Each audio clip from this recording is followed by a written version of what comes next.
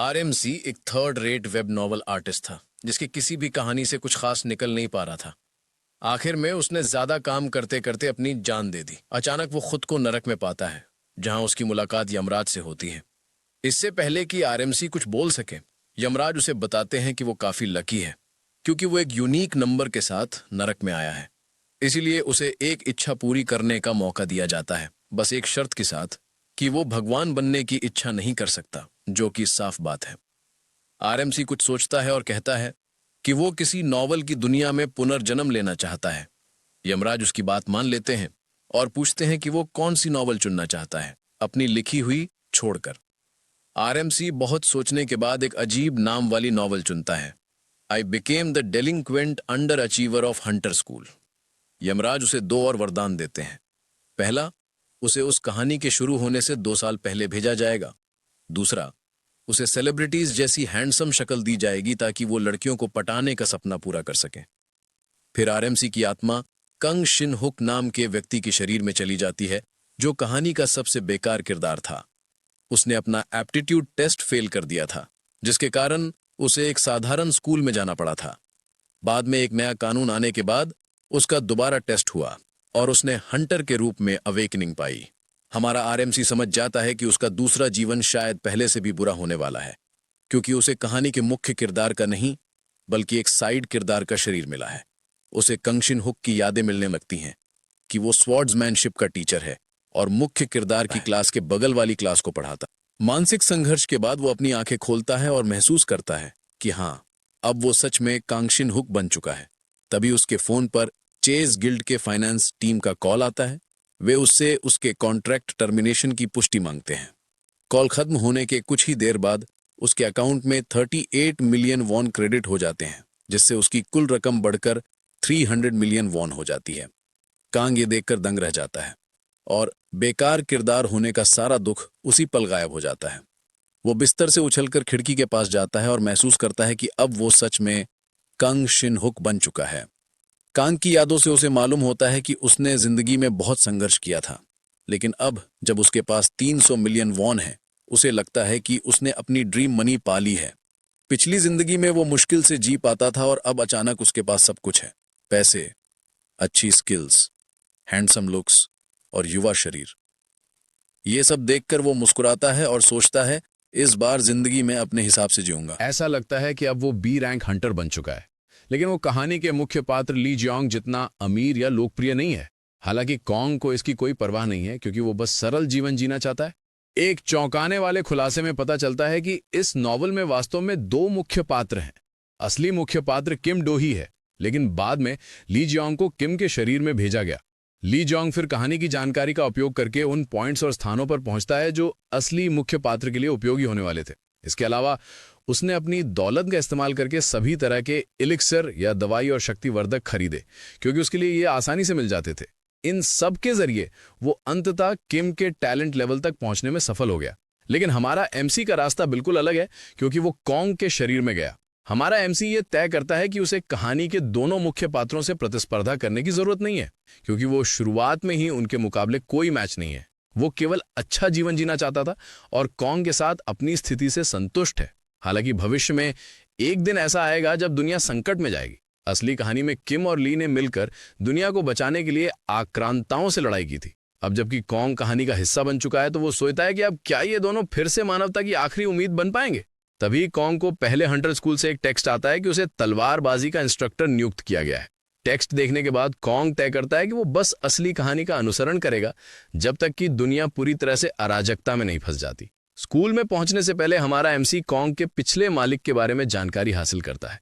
उसे पता चलता है कि कॉन्ग का सामाजिक जीवन भी पिछली जिंदगी जितना ही बेकार था।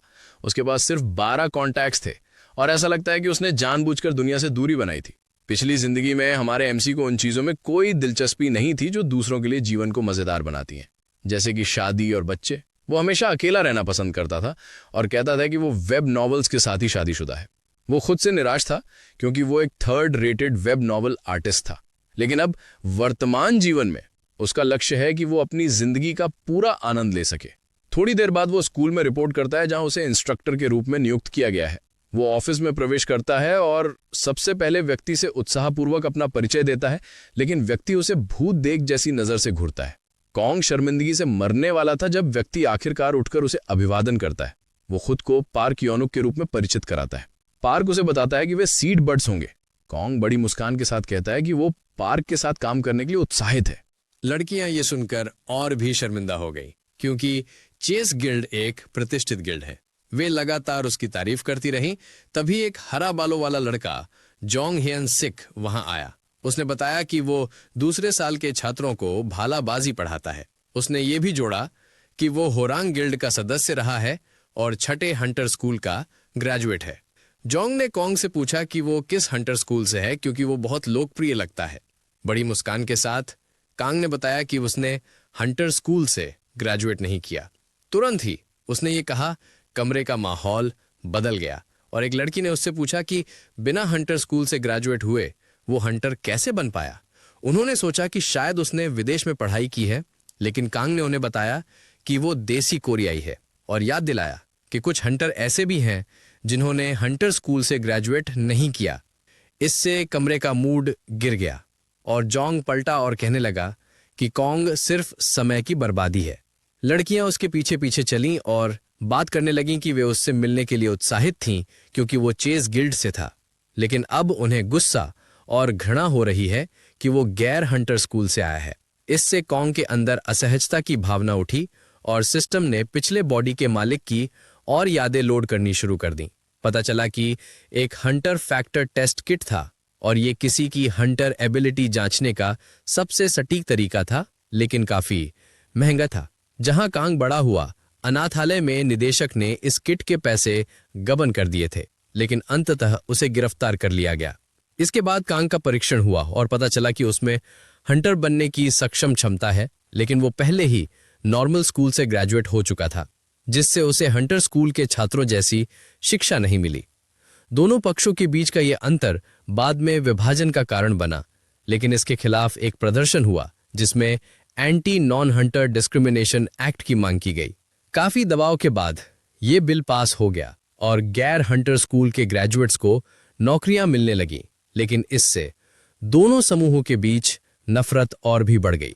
यही कारण है कि गैर हंटर स्कूल के छात्रों के लिए सलाह दी जाती है कि वे हंटर स्कूल से ग्रेजुएट छात्रों के सामने अपनी पहचान न बताएं। कॉन्ग विश्वास नहीं कर पा रहा था कि उसे इतनी महत्वपूर्ण चीज अब सीखनी पड़ रही है, जबकि उसने पहले ही गलती कर दी थी। पार्क ने उसे शांत रहने के लिए कहा, क्योंकि वो समझता है कि ये उसका पहला दिन है और चीजें उसके लिए पहले से ही तनावपूर्ण है। कॉन्ग ने पार्क को भरोसा दिलाया कि उसे शिकायत करने की जरूरत नहीं है, क्योंकि वो उनकी स्थिति को समझता है। कॉन्ग को लगता है कि उसने स्कूल में विशेष नियुक्ति के जरिए प्रवेश किया, लेकिन पार्क ने बताया कि उसने अपॉइंटमेंट एग्जाम पास किया और स्काउट किया गया। पार्क ने यह भी बताया कि शायद अन्य शिक्षक स्थिति को गलत समझ बैठे हों। जोंग और लड़कियां एक प्राइवेट जगह की ओर चलीं और बात करने लगीं कि उनका स्कूल स्पेशल ट्रीटमेंट के जरिए शिक्षक नियुक्त करके गलती कर रहा है। जोंग मानता है कि कांग के पास पहले साल के छात्रों को तलवारबाजी सिखाने के लिए कौशल की कमी है। हालांकि जोंग का यह भी मानना है कि स्कूल ने कांग को पहले साल के छात्रों को सौंपने का कोई ठोस कारण जरूर होगा। तीनों को यह समझ में आता है कि कांग अनाथालय से आया है, क्योंकि उसने हंटर स्कूल में दाखिला नहीं लिया था। वे स्वीकार करते हैं कि वो हैंडसम है, लेकिन उसके पास इसे समर्थन देने वाला कोई ठोस बुनियादी ज्ञान नहीं है। लड़कियों में से एक योजना बनाती है कि वो पहले साल के छात्रों को बताए कि वे अलग तलवारबाजी शिक्षक खोज ले, क्योंकि कांग केवल एक कौशलहीन व्यक्ति है। तभी कांग उस जगह पर आता है जबकि वे उसका मजाक उड़ा रहे होते हैं। कांग स्थिति को शांत करने की कोशिश करता है और बताता है कि उसे स्कूल में विशेष नियुक्ति के जरिए नियुक्त नहीं किया गया। हालांकि जोंग स्थिति को ठंडा होने नहीं देता और कांग से कहता है कि वो इससे अधिक चिंतित है कि कांग को हंटर स्कूल में नहीं पढ़ाया गया। जोंग चलता बनता है और कांग को कहता है कि वो अपना काम करे और अपनी लाइन में रहे, लेकिन उसे ये भी बताता है कि वो सामान्य विषयों के शिक्षकों के साथ मित्रता करने के लिए स्वतंत्र है।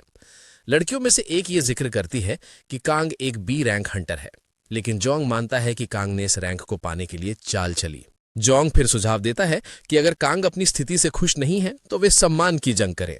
जोंग अपनी क्षमताओं को लेकर आश्वस्त है क्योंकि वो ए रैंक हंटर बनने वाला है। कांग को अब समझ में आता है कि बॉडी का पिछला मालिक भी एक आउटसाइडर था और लोगों के साथ सामाजिक संबंध नहीं बना पाया।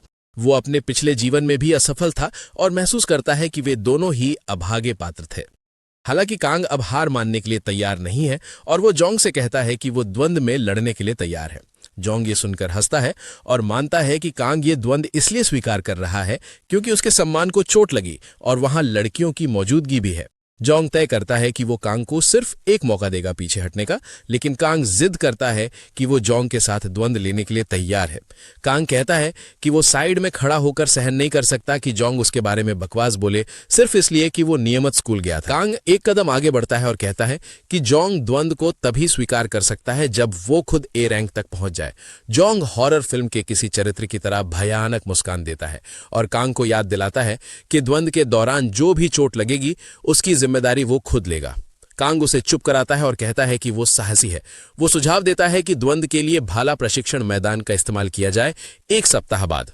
कांग फिर 2 लड़कियों की ओर इशारा करता है, बताता है कि वे द्वंद्व की साक्षी होंगी। जोंग हैरान है कि कांग इतना आत्मविश्वासी क्यों है, लेकिन वो उसे सलाह देता है कि दूसरी नौकरी की तलाश शुरू कर दे क्योंकि वो अपनी वर्तमान काम को निश्चित रूप से खो देगा।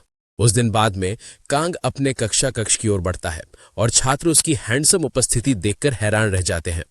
कांग शुरू में चिंतित था कि वो छात्रों को कैसे पढ़ाएगा, लेकिन जैसे ही उसने तलवार उठाई, पिछली बॉडी के मालिक की यादें उसके दिमाग में बहने लगी। अब कांग अपने छात्रों को दिखाने में सफल हो जाता है कि तलवार के साथ कैसे मूव करना चाहिए। सुबह तक सब कुछ बहुत अच्छा चल रहा था, लेकिन दोपहर तक माहौल बदल गया क्योंकि स्कूल में उसके द्वंद्व की खबर फैल चुकी थी। कांग के छात्र अब उसे एक चलता फिरता मरा हुआ इंसान मानने लगे थे क्योंकि वो भाला प्रशिक्षक के खिलाफ लड़ने जा रहा था। कांग जानता था कि ये खबर उन्हीं लड़कियों ने फैलाई थी क्योंकि उन्हें पूरा भरोसा था कि जोंग इस द्वंद्व में जीत जाएगा। कांग के छात्र उससे पूछते हैं कि क्या वो ठीक रहेगा, तो वो उन्हें कहता है कि रुतबे से डरने की जरूरत नहीं क्योंकि एक योद्धा को बस अटूट जज्बे की जरूरत होती है। वो अपने छात्रों के सामने बहुत आत्मविश्वास दिखाता है और उन्हें कहता है कि क्लास पर ध्यान दो क्योंकि सिर्फ 1 हफ्ते बाद उन्हें द्वंद्व का नतीजा पता चल जाएगा। कांग ने ऐसा इसलिए किया ताकि उसके छात्रों में हिम्मत और विश्वास पैदा हो सके। स्कूल खत्म होने के बाद कांग बस पकड़ के शहर के एक इलाके की ओर निकल पड़ता है। उसका इरादा है कि वो अपनी किस्मत बदल दे। ऐसा करने के लिए वो उस जगह जा रहा था जहां कहानी के नायक को वो चीज मिली थी जिसने उसकी शक्ति को बढ़ाया था। कांग एक गुफा में प्रवेश करता है, सोचते हुए कि उसे वो रहस्य खोजना होगा जिसने नायक को न सिर्फ हीरो बल्कि काफी ताकतवर भी बनाया। कुछ देर बाद उसे एक पोर्टल दिखाई देता है जहां आंतरिक साधना विधि छुपी हुई बताई गई थी। बिना झिझक कांग उस पोर्टल में प्रवेश कर जाता है और खुद को एक जमी हुई बर्फीली दुनिया में पाता है। यह देखकर वो अचंभित हो जाता है क्योंकि उसने कभी नहीं सोचा था कि ऐसा कोई स्थान मौजूद है। वो उस खूबसूरत नज़ारे में खो जाता है, लेकिन जल्द ही खुद को याद दिलाता है कि वो यहाँ घूमने नहीं बल्कि मजबूत बनने आया है। अचानक उसे अपने पीछे एक भारी उपस्थिति का एहसास होता है और उसके साथ ही एक तलवार का वार आता है।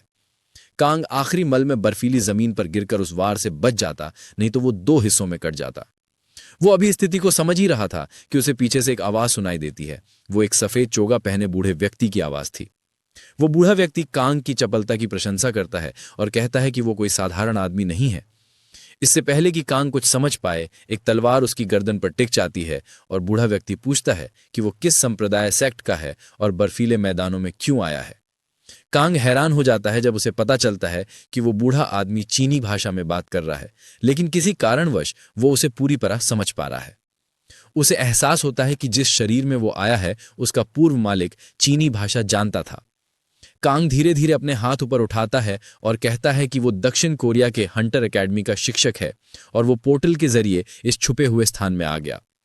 बूढ़ा व्यक्ति ये सुनकर भ्रमित हो जाता है और सोचता है कि कांग का दिमाग ठीक नहीं।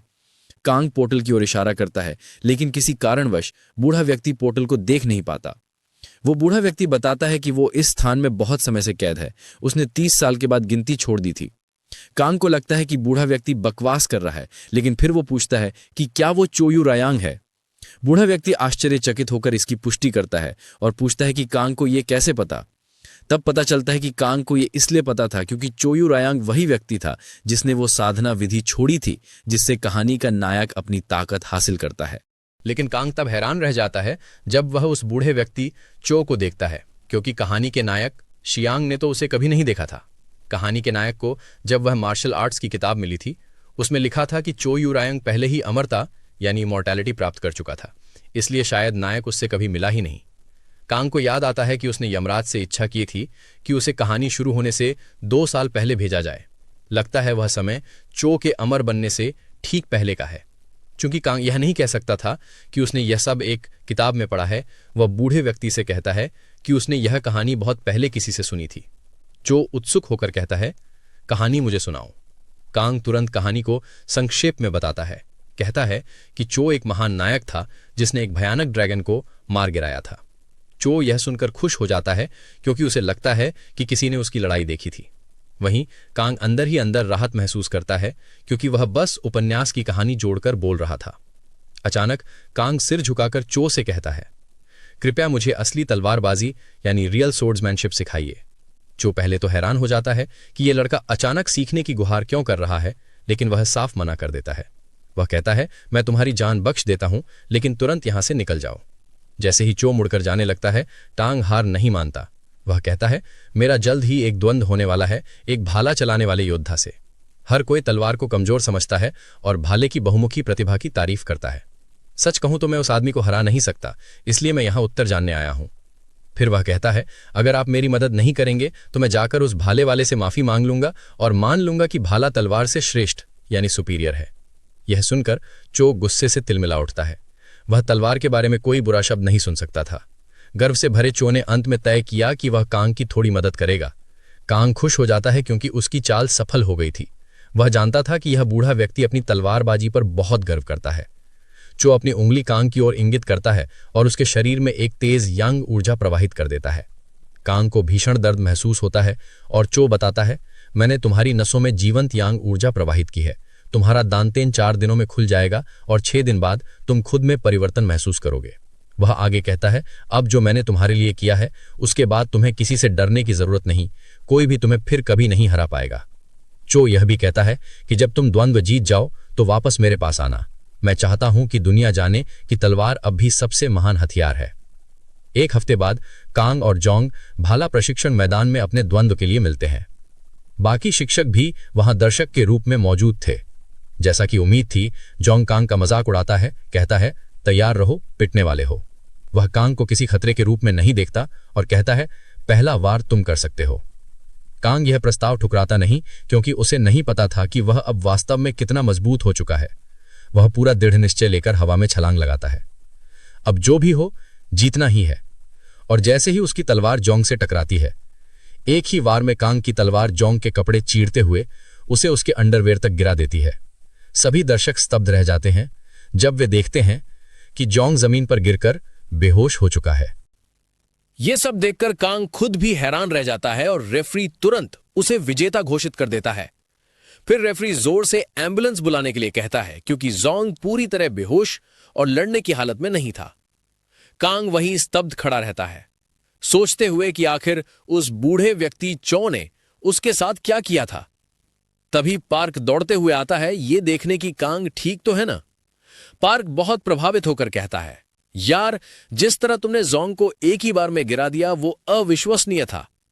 कांग मुस्कुराते हुए कहता है कि वो जीत का जश्न मनाने के लिए पार्क और बाकी स्टाफ को खाने पर ले जाएगा। उधर महिला प्रशिक्षिकाएं मैदान से गुस्से और नाराजगी से भरी बाहर निकल जाती हैं क्योंकि उन्हें यकीन नहीं होता कि जोंग जैसे स्पीयर यूजर को कांग जैसे तलवारबाज ने हरा दिया। उस रात कांग और बाकी स्टाफ पार्टी करते हैं, खूब हंसी मजाक और शराब पीते हैं। लेकिन जब कांग घर लौटता है, उसका शरीर अचानक एक तरह की शुद्धिकरण प्रक्रिया से गुजरता है जो चो द्वारा दी गई ऊर्जा का असर था। कांग झटके से उठ बैठता है, उसका पूरा शरीर जल रहा होता है। वो महसूस करता है कि चो ने उसके शरीर में जितनी शक्ति भर दी थी वो किसी भी हद से ज्यादा थी। अब उसके पास एक ही विकल्प बचा था, वो छिपी हुई दुनिया में वापस जाकर चो का धन्यवाद करे। कांग ठंडी कठोर जमीनों से होकर चलता है, सोचते हुए, क्या सच में चो उस पोर्टल से बाहर नहीं आ सकता जैसा उसने कहा था। आखिरकार वो चो को ध्यानमग्न मुद्रा में बैठा पाता है। वो चो की ओर देखे बिना पूछता है, क्या तुम उस भाले वाले को हरा पाए? कांग जवाब देता है, हां, सिर्फ एक ही बार में। यह सुनकर चो हंसते हुए कहता है, तो वो स्पीयर यूजर बहुत कमजोर रहा होगा। लेकिन कांग नरमी से विरोध करता है, कहता है, नहीं, वो कमजोर नहीं था। मैं आपसे कुछ बातें समझना चाहता हूं, इसलिए मिलने आया हूं। कांग पूछता है, आपने मेरे साथ आखिर क्या किया था? चो शांत स्वर में जवाब देता है, मैंने तो बस तुम्हारा डांटियन खोल दिया था ताकि तुम्हें कोई फिर कभी ना हरा सके। फिर चो पूछता है, तुम कब से मार्शल आर्ट्स का अभ्यास कर रहे हो? कांग कुछ नहीं कहता और तब चो दिलचस्पी से उसकी ओर देखता है, कहता है, आओ अपनी कहानी सुनाओ। तभी कांग को एहसास होता है कि उसकी ताकत बढ़ने का असली कारण मार्शल आर्ट्स ही है। वो झिझकते हुए कहता है, मुझे मार्शल आर्ट्स के बारे में कुछ भी नहीं पता। यह सुनकर चो पूरी तरह हैरान रह जाता है। वो कहता है, फिर भी तुम्हारे शरीर में आंतरिक ऊर्जा मौजूद है। शायद तलवार चलाते समय वो अपने आप संचित हो गई होगी। कांग सोच में पड़ जाता है। मार्शल आर्ट्स की कहानियों में तो आंतरिक ऊर्जा साधना से प्राप्त होती है, लेकिन हंटर्स में यह कुछ अलग ही होती है। फिर वो पूछता है, चो, क्या आपको याद है कि आप किस देश से आए थे इससे पहले कि आप इस पोर्टल में फंस गए? चो जवाब देता है, मेरा देश मिंग था। यह सुनते ही कांग के मन में सब कुछ साफ हो जाता है। इसलिए चो को हमारी दुनिया के बारे में कुछ नहीं पता, क्योंकि वो एक पूरी तरह अलग दुनिया से आया था।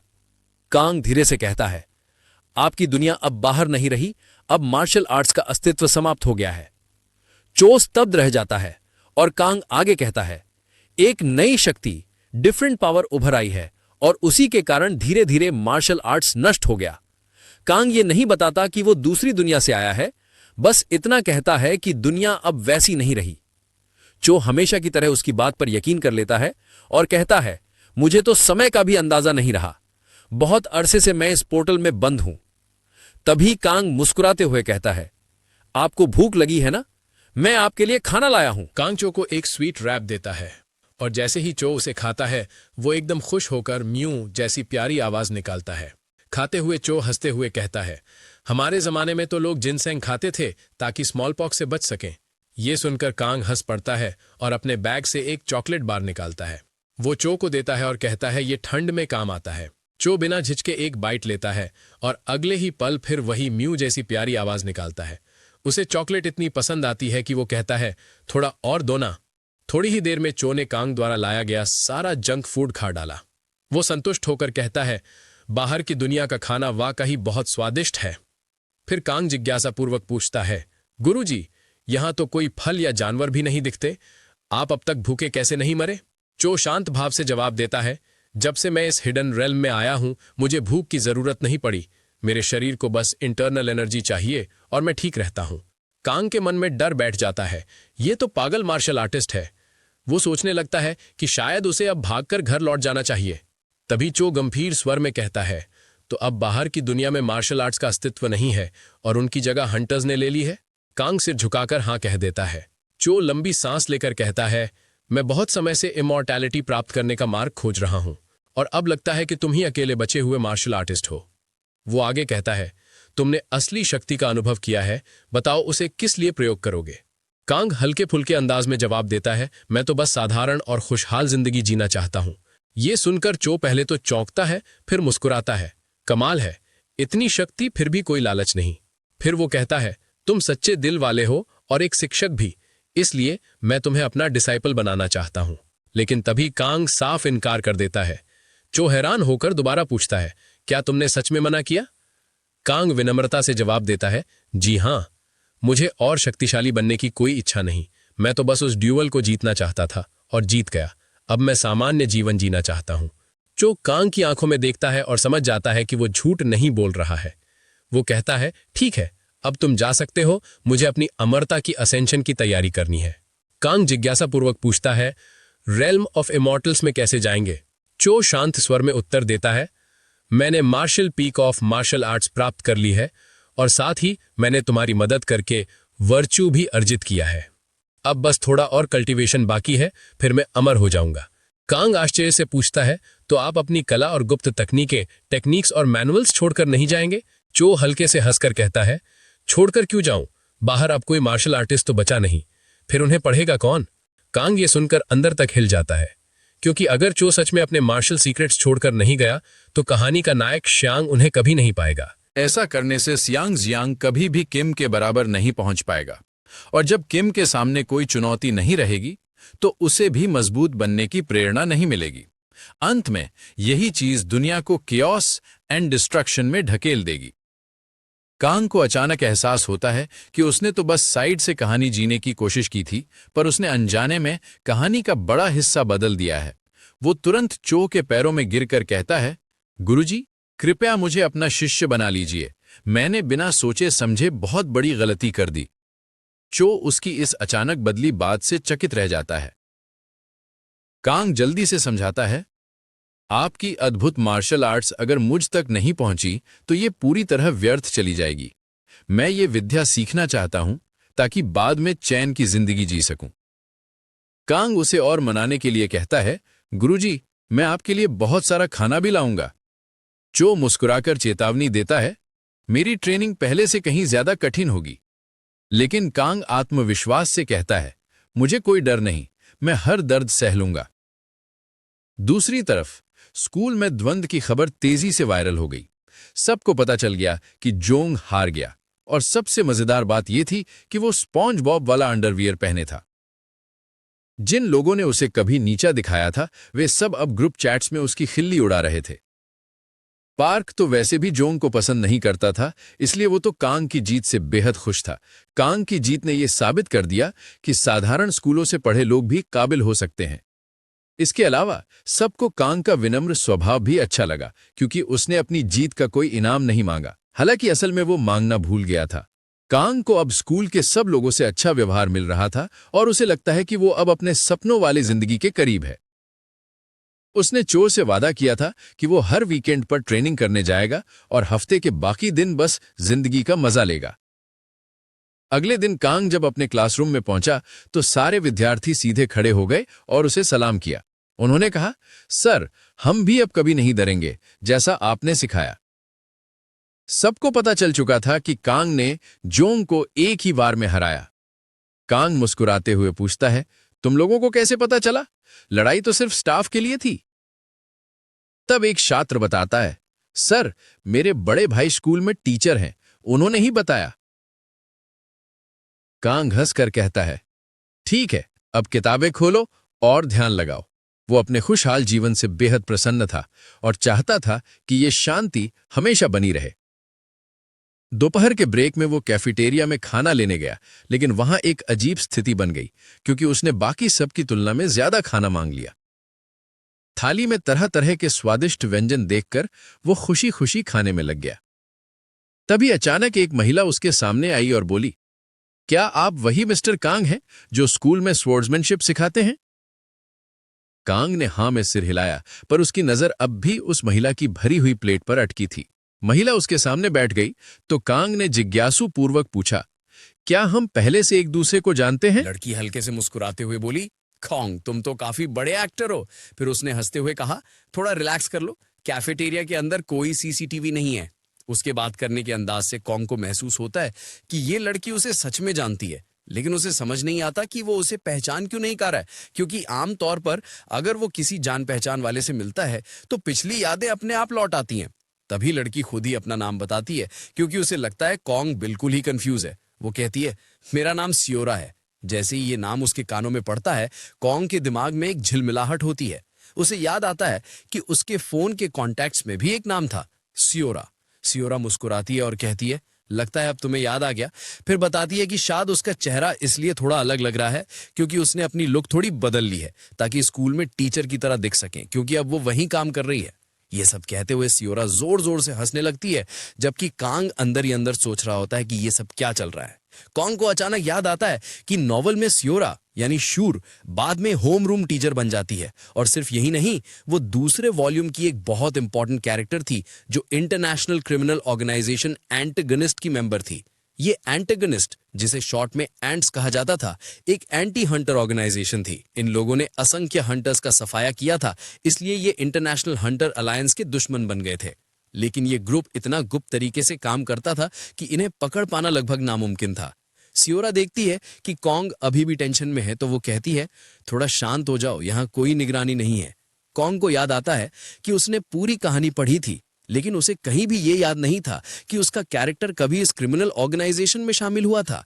उसी वक्त सिस्टम से एक मैसेज आता है, एक साइड स्टोरी अनलॉक हो गई है। ये देखकर कॉन्ग के पैरों तले जमीन खिसक जाती है। अब उसे समझ आता है कि वो एक ऐसी कहानी में फंस गया है जहां उसका कैरेक्टर एक एंटीगनिस्ट असैसिन बनने वाला है। कॉन्ग सोच में पड़ जाता है, मुझे तो याद ही नहीं कि ये हिस्सा नॉवेल में था। तभी उसे याद आता है कि नॉवेल के खत्म होने के बाद ऑथर ने एक इंटरव्यू में कहा था कि वो एक नई साइड स्टोरी लिखने वाले हैं। सिस्टम बताता है, अब तुम प्रोलॉग देख सकते हो। वो तुरंत उसे ओपन करता है। उसमें लिखा होता है, कॉन्ग के गिल्ड में शुरुआती दिनों में उसका एक साथी था जिसका नाम चांगसू था। वही चांगसू था जिसने अनाथालय के डायरेक्टर की सच्चाई उजागर की थी और कॉन्ग की जान बचाई थी।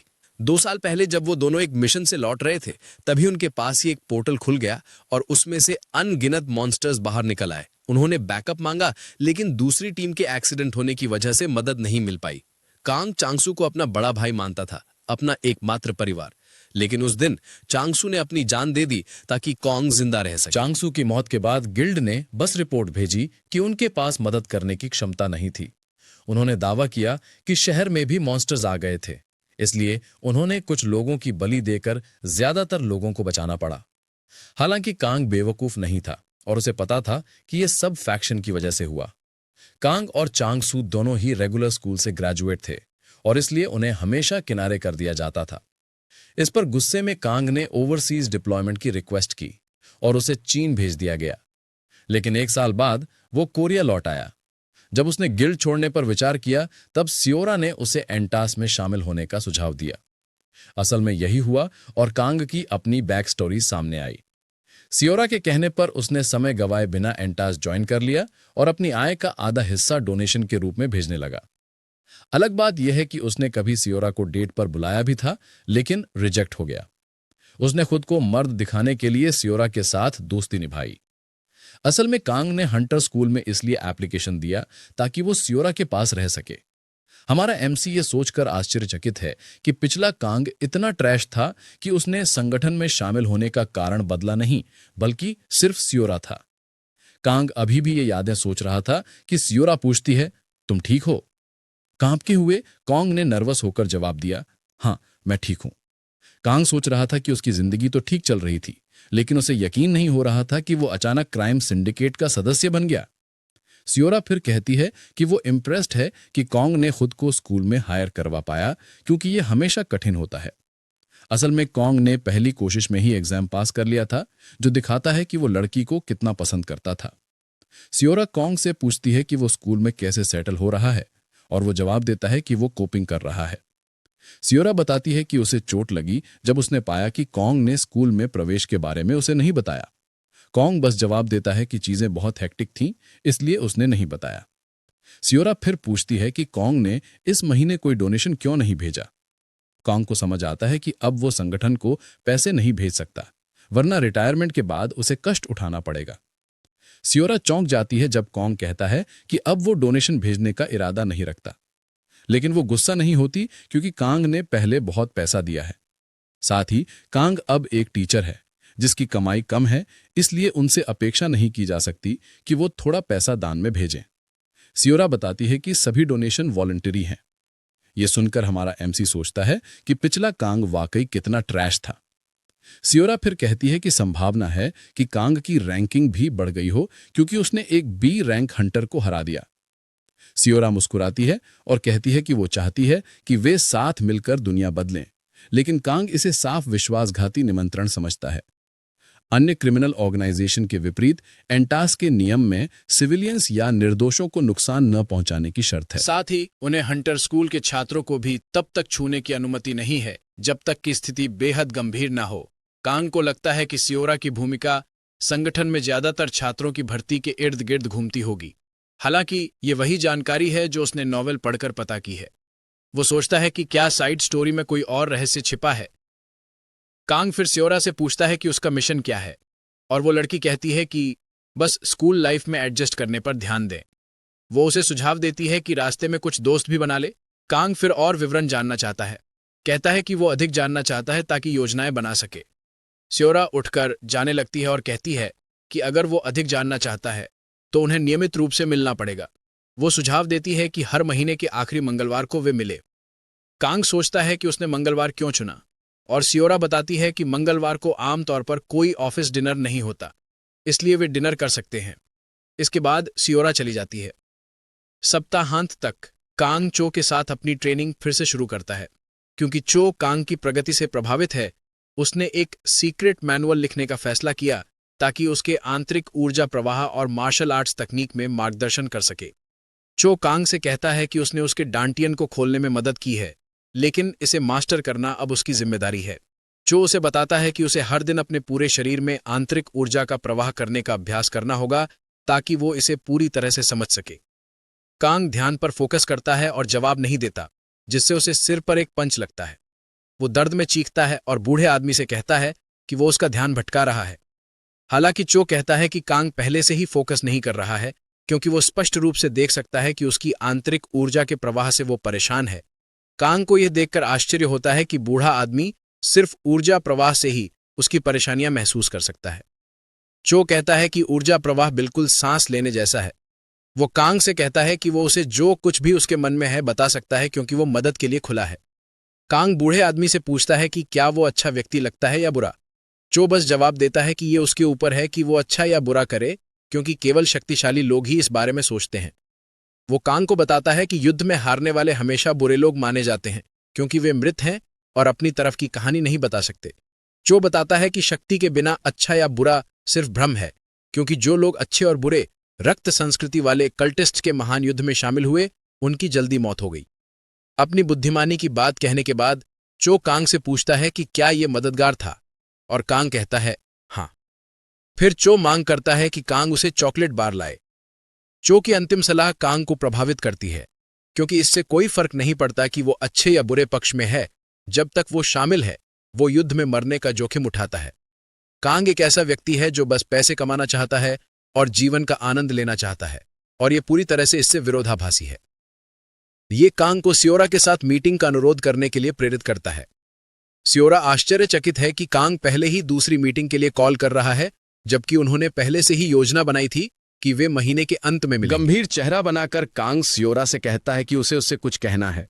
वो सियोरा से पूछता है कि क्या वो अंटास छोड़ सकता है, लेकिन ये सुनते ही सियोरा का डरावना रिएक्शन सामने आता है और वो तुरंत कांग के सिर की ओर फॉर्क लेकर भागती है। रेस्टोरेंट में मौजूद सभी लोग ये देखकर चौंक जाते हैं। वे तुरंत ये मानने लगते हैं कि कांग ने अपनी गर्लफ्रेंड को धोखा दिया है। कांग पहले ही किसी पागल प्रतिक्रिया की उम्मीद कर रहा था, लेकिन उसे नहीं पता था कि सियोरा इसे और आगे ले जाएगी। सियोरा फिर कांग से और स्पष्टीकरण मांगती है कि उसने क्या कहा। कांग वादा करता है कि वो समझाएगा, लेकिन सुझाव देता है कि वे रेस्टोरेंट छोड़ दें, क्योंकि पहले ही उन पर बहुत ध्यान दिया जा रहा है। कांग कहता है कि उन्हें उसकी कार की ओर जाना चाहिए, क्योंकि उसके पास उसे दिखाने के लिए कुछ चीजें हैं। कुछ ही समय में दोनों उसकी गाड़ी में बैठते हैं और इनिन की ओर ड्राइव करने लगते हैं। सियोरा पूछती है कि वे इनिन क्यों जा रहे हैं, और कांग कहता है कि उसे सियोरा को कुछ दिखाना है, क्योंकि सिर्फ शब्दों से बात नहीं बनेगी। सियोरा अभी भी कांग की गर्दन पर फॉर्क लगाकर कहती है कि उसे रेस्टोरेंट में कही गई बात को समझाना होगा। कांग फिर बताता है कि उसने अंटास इसलिए ज्वाइन किया था क्योंकि नॉन हंटर स्कूल ग्रेजुएट्स के साथ भेदभाव होता था। हालांकि वो मानता है कि अब चीजें बदलने लगी हैं। सियोरा कांग पर हंसती है कि उसने सिर्फ एक डुअल जीतने के बाद ही ये क्यों मान लिया कि चीजें बदल गईं। कांग कहता है कि वो 100% सुनिश्चित नहीं है, लेकिन एक संभावना देख सकता है। कांग कहता है कि वो सब कुछ खुद करना चाहता है, बिना अंटास को शामिल किए, क्योंकि अंटास का तरीका थोड़ा चरम है। वो कहता है कि अंटास के बारे में बहुत कुछ उसके विचारों के अनुरूप नहीं है, जैसे आतंकवाद और लोगों को बिना सोचे समझे मारने का तरीका। सियोरा फिर बताती है कि सभी आतंकवादी हमले अंटास ने नहीं किए थे, कुछ पर सरकार ने उन्हें फंसा दिया था। वो ये भी जोड़ती है कि जो कोई मरा वो इसके लायक था। कांग उससे बहस करता है, कहता है कि कोई मरने का हकदार नहीं है। सियोरा नाराज हो जाती है कि कांग मिशनों के बारे में चिंतित है, जबकि वो उन्हें स्वयं नहीं निभा रहा। कांग मानता है कि वो डर रहा है और सियोरा से कहता है कि फॉर्क नीचे रखे। सियोरा थोड़ा पीछे हटती है, लेकिन कांग की गर्दन पर पहले ही निशान पड़ चुका है। कांग पहले से ही जानता है कि किसी क्रिमिनल संगठन को छोड़ना आसान नहीं होगा, लेकिन वो पहले से ही तैयार है। कांग सियोरा से कहता है कि वो हंटर मैनेजमेंट एजेंसी के डेप्यूटी डायरेक्टर मिन्योंग की हत्या के बारे में समाचार खोजे। बता दें कि मिन्योंग ने 10 अरब का गबन किया था। कांग मानता है कि वो मरने के लायक था, लेकिन उसे नहीं लगता कि उसके ड्राइवर और ट्रक दुर्घटना में शामिल 2 अन्य लोग मरने के हकदार थे। ड्राइवर ने अपनी पत्नी को जल्दी खो दिया था और अपनी बेटी के साथ अकेले रहता था। वो पूर्णकालिक कर्मचारी नहीं था, बल्कि मैनेजमेंट एजेंसी का ठेका ड्राइवर था, और अंत में उसकी मृत्यु हो गई, जिससे उसकी बेटी अनाथ हो गई। कांग फिर सियोरा से पूछता है कि क्या ड्राइवर मिनियोंग के भ्रष्टाचार में शामिल था। सियोरा शांति से जवाब देती है कि वो शामिल नहीं था।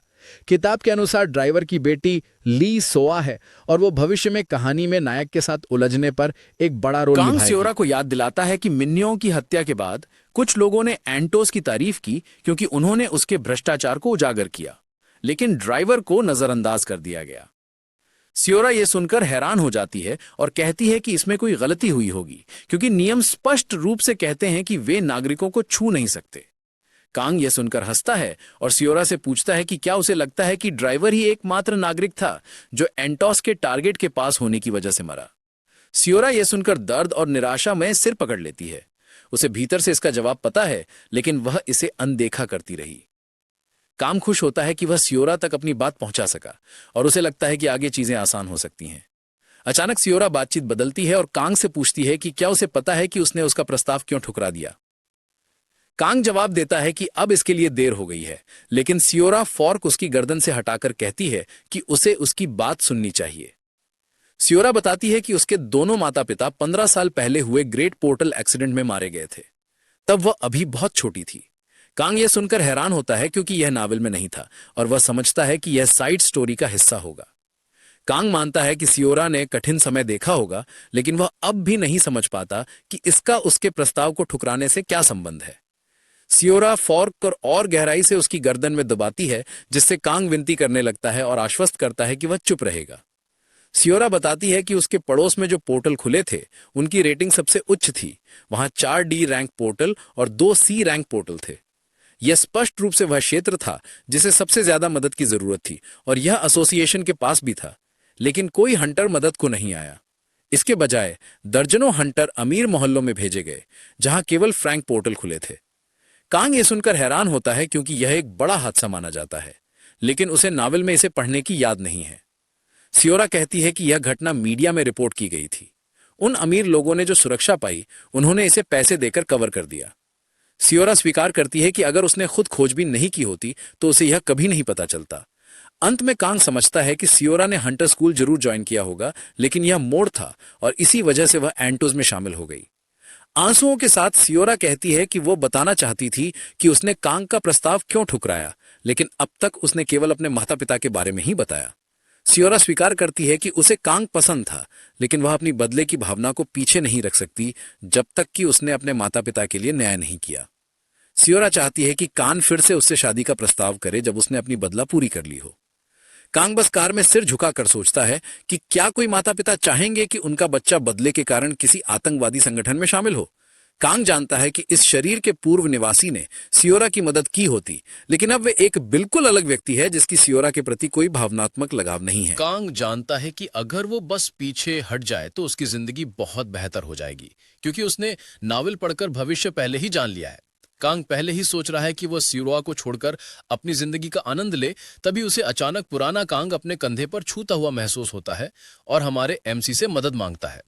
कांग इस पर पूरी तरह से चौंक जाता है कि वह लगभग दूसरी कार में टकरा ही जाता जब तक कि सियोरा उसकी ध्यान खींचकर सड़क की ओर इशारा नहीं करती। सियोरा मानती है कि कांग दबाव में है क्योंकि उसकी गर्दन पर फॉर्क लगी है और वह वादा करती है कि इसे नीचे रख देगी। हालांकि कांग अभी भी जो उसने देखा है उससे हक्का बक्का है और वह सियोरा से पूछता है कि क्या वह जानती है कि उसे किससे बदला लेना है। सियोरा इस सवाल से चौंक जाती है और पूछती है कि क्या कांग ने अपना मन बदल लिया है, लेकिन कांग उसे जोर देकर कहता है कि बस सवाल का जवाब दे। सियोरा तब बताती है कि उस समय हंटर मैनेजमेंट एजेंसी का डायरेक्टर किम हक था। हालांकि वह यह विश्वास करती है कि उसने आदेश अकेले नहीं दिए थे। कांग सियोरा से कहता है कि किम उस समय से भी अधिक शक्तिशाली हो गया होगा क्योंकि वह 15 साल पहले ही डायरेक्टर था। सियोरा कांग से पूछती है कि क्या उसने अपना निर्णय वापस ले लिया है, लेकिन कांग कहता है कि नहीं, वह अभी भी छोड़ने का इरादा रखता है, लेकिन वह व्यक्तिगत रूप से सियोरा की मदद करना चाहता है।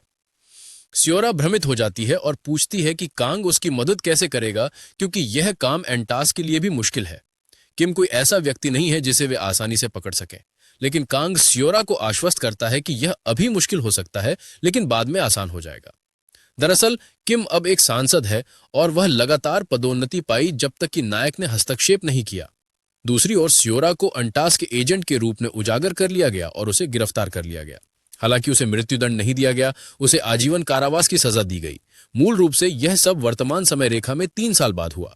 चूंकि कांग पहले ही सब कुछ जानता है, वह सियोरा से कहता है कि एंटास उसकी बदला लेने में मदद नहीं करेगा। सियोरा जानना चाहती है कि कांग यह कैसे जानता है, लेकिन कांग उसे तब तक नहीं बता सकता जब तक कि वह इसे नहीं दिखाता। कांग सियोरा को एक शर्त भी देता है। वह कहता है कि वह उसकी मदद करेगा, लेकिन उसे उसके साथ एंटास छोड़ना होगा। सियोरा यह सुनकर हैरान हो जाती है और कहती है कि बिना एंटास के वह कभी बदला नहीं ले सकती। कांग सियोरा से बहस करता है और कहता है कि जब वे उस स्थान पर पहुंचेंगे जहां वे उन्हें ले जा रहे हैं, तब वो सब कुछ समझ जाएगी।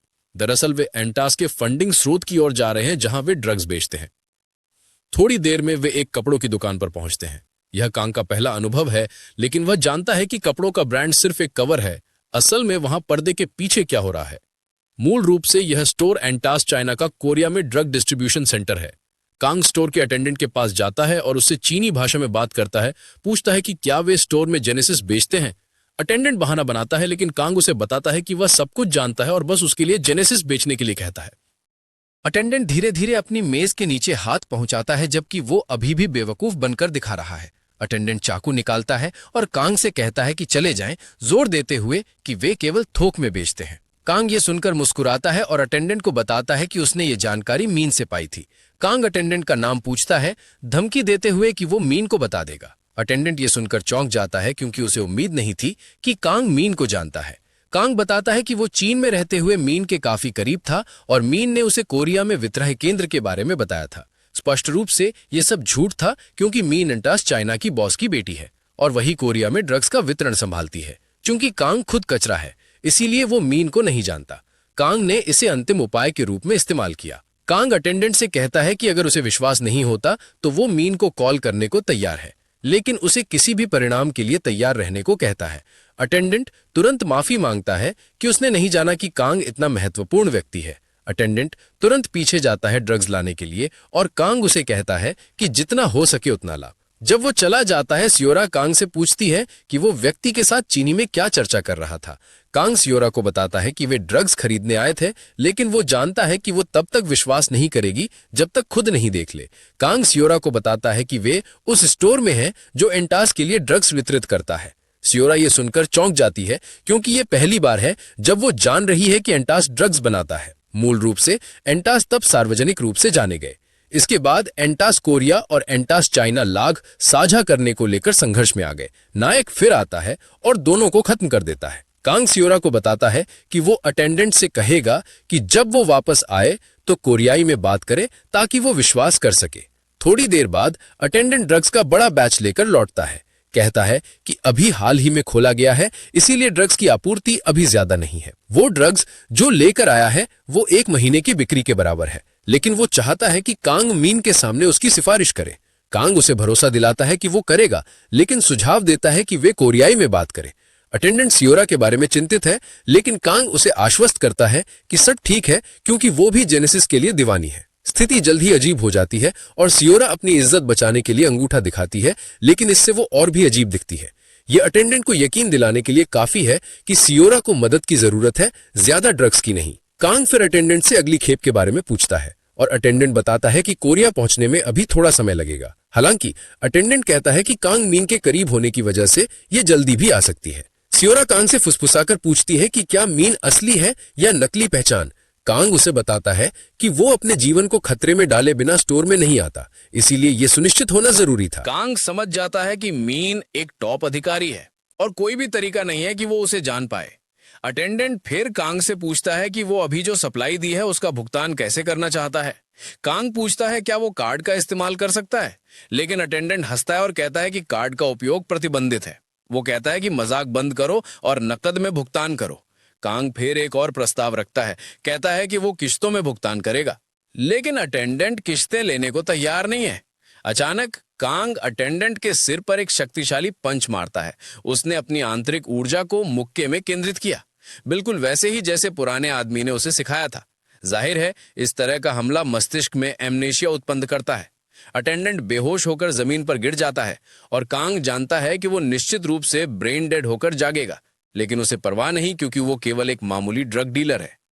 कांग फिर सियोरा की ओर मुड़ता है और पूछता है क्या अब उसे विश्वास हो गया कि वो जो कह रहा था सही था, लेकिन साथ ही उसे बताता है कि वो अभी भी संदेह कर सकती है।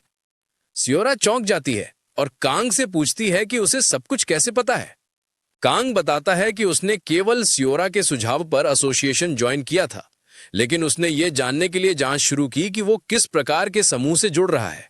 कांग कहता है कि उसने चीन में रहते हुए पता लगाया कि एंटस पदार्थों में शामिल हैं।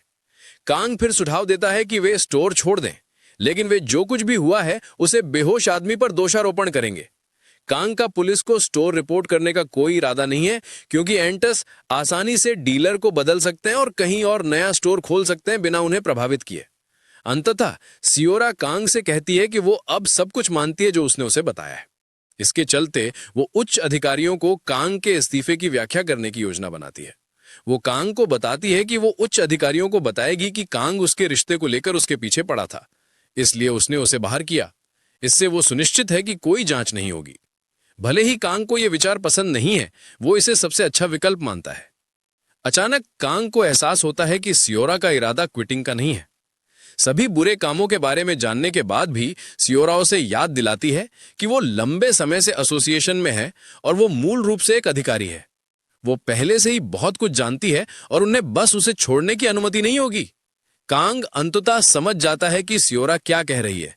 वो एसोसिएशन में सिर्फ एक नया व्यक्ति है, जबकि सियोरा उनके साथ गहराई से जुड़ी है। कांग बहस करना चाहता है, लेकिन महसूस करता है कि भविष्य बदल सकता है अगर सियोरा एंटस में रहती है।